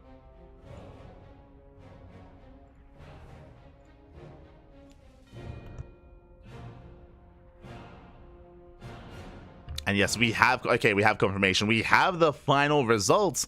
We have the final brackets. Whew, okay, it's over on Challenge. So we have YoungYakov versus Power and Strange versus MilkiCow. Okay, so we have confirmation of the initial round 1. So I stand by what I said before. I do think personally that maybe YoungYakov versus Power is going to be a little bit more one-sided, and I do think that Strange and MilkiCow is going to be a little bit closer, so I'm leaning towards Strange and MilkiCow, but we'll see. Maybe I can be swayed otherwise, but that most likely is going to be our starting match tomorrow. We can pick and choose which one we want, so most likely Strange and MilkiCow, and then we'll be covering both semifinals featuring Shameless and Wayne, then into the grand finals thereafter. So again, we've reached the upper echelons of the Fire Cup, and again, this is all going to be casted tomorrow after Masters Coliseum. So just like today we had 2 broadcasts. We had Masters Coliseum into Fire Cup. Tomorrow, same thing, Masters Coliseum into Fire Cup thereafter as well. So a very intense day of StarCraft. Fun fact as well, right after I finished casting Fire Cup, I gotta go. Tomorrow is Christmas Eve, right? Am I crazy? Oh, by the time I finish casting Fire Cup, it is Christmas Eve. Or getting into Christmas Eve, I should emphasize. So once we wrap that up, yeah, I do have to pack up. I have to pack. I have to get ready, and I have to start my travels across the outback to go and meet up with some family for Christmas. So again, just a bit of a PSA, we will not be live Christmas Eve and Christmas Day. Those are the 2 days that we will not be live here this year, or this month, just as a heads up. Is unfortunate. I was very tempted to maybe like pre-record something, like pre-record a cast, and like maybe like try to run that or something instead, but nah, we'll just take some days off instead. So happy holidays, hope you guys enjoy your end of year, whether you celebrate Christmas or not. Hope you have a great time and hope you enjoy yourselves. Unfortunately, we won't be there live for you. We will be live during New Year's, but not quite during Christmas, unfortunately. So yeah, those 2 days that we'll be away. It's going to be quite a trek as well. It's like I want to say it's like an 8-hour drive. So an 8-hour drive to go meet up with the fam. It's right after casting as well. So it's going to be quite a day. Let me tell you, it's going to be quite a day, but it's going to be amazing, I'm sure. Otherwise, thank you so much for watching. Thank you so much. Again, big shout out to MilkiCow, big shout out to Hatsu as well. Shout out to all those behind the scenes that make this event happen. Shout out to the players, and we'll see you guys tomorrow for some more Fire Cup. Otherwise, if you want to tune into some more CranKy Duckling action, you can follow us on all the social medias, Twitter, Facebook, Instagram, YouTube, and Discord. We do stream on all the platforms at once. For those who do not know, we stream on YouTube, on Twitch, we stream on TikTok, on Facebook as well. We stream all over the place, so you can find us on your preferred platforms. You can all coalesce in our Discord server, of course, and also VODs are available on YouTube immediately. VODs, YouTube is the place to be for that. So you can embrace some of the content that you otherwise miss live. If you want to tune in to like Group A of Fire Cup or Day 1 of Masters Coliseum, then check out the YouTube. Also, if you missed out, yesterday we had an 8-hour cast covering all of Lima League. We spent 8 hours casting Lima League, so check that out as well if you wish. Lima League was a lot of fun, a lot of really high quality gameplay. Again, yesterday we had 15 hours of casting. It was 8 hours of Lima League, and then 4 hours of Fire Cup, and then I think 3 hours of the MC show match. Oh, also, yeah, we casted an MC show match. MC, aka Minchul, MC, the boss toss himself. We did cast a show match featuring him yesterday. I said a couple of days ago. Yesterday. And I'm so tired. we did feature him in a show match against the Latin American community, against La Latino America, papi. It was beautiful, it was amazing, it was a lot of fun. We also had an interview afterwards as well, so MC was able to give us some insights as to his thoughts on the state of the game and, you know, some of his history as well. It was a lot of fun to hear him. It was very MC answers as well, like really the showmanship was real. It was a lot of fun. It was a lot of fun. So I do recommend it. Do recommend checking out the VODs. Again, they're on Twitch. They're on YouTube as well. Otherwise, thanks so much. Thanks so much for watching. Thanks so much for tuning in. We do appreciate the support. I most likely... It's 6 a.m. here in Australia. Fun fact, I was tempted to have a ladder session. I was tempted. I don't think I have the mental capacity to ladder right now, but I should stay up. As I just mentioned... I'm going to be casting at this time tomorrow anyway, so I don't want to ruin my sleep schedule. If I go sleep too soon, then I'm going to wake up too early, and then I'm going to be tired by the time I cast tomorrow. So I am going to force myself to stay awake for like at least another 4 hours. At least 4, maybe... ideally 6 hours. Yeah, ideally I want to stay awake for another 6 hours. But I don't think I have... I don't think I feel like if I tried to ladder right now and tried to ladder stream, I feel like the MMR would tank, papi. It would tank like crazy. Also, I should rest my voice as well, so I'll probably chill. Maybe just work on some VODs and work on some social media stuff and just work on the CranKy Ducklings in another capacity. Yeah, I guess that'll be the plan. I was tempted to ladder, but it probably isn't a good idea. Next time. So yeah, until next time, thanks for watching. Thanks for the support. Just catching up in the chat as well. Just want to catch up.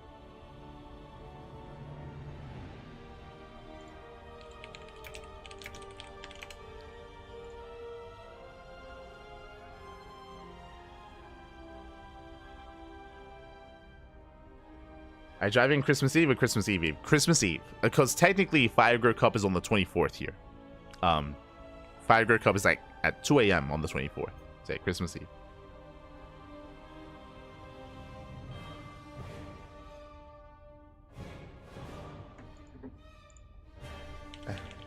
Firegrow Cup is...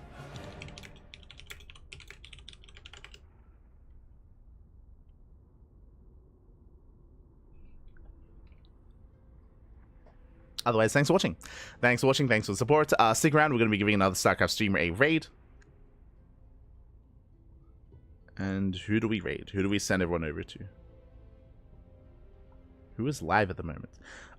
There's Coconut Games, there's Dave Testa, there's Showtime. Rostok as well. Let's go. Who else is live? Rostok.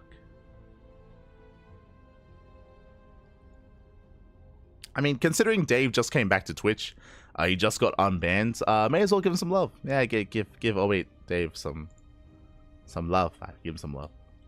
But now we're gonna head off, and we'll see you guys next time. Again, tempted to let head out. We're good. was tempted.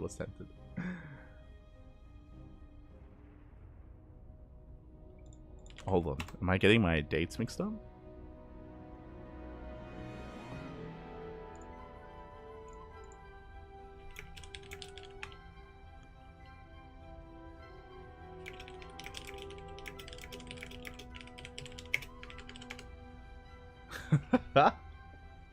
No, you're right. Tomorrow is Christmas Eve. Yeah. I need to find out when I'm leaving. Awake harder. I wish you safe travels, but everyone knows Light is the Outback's apex ramen predator. Oh, no.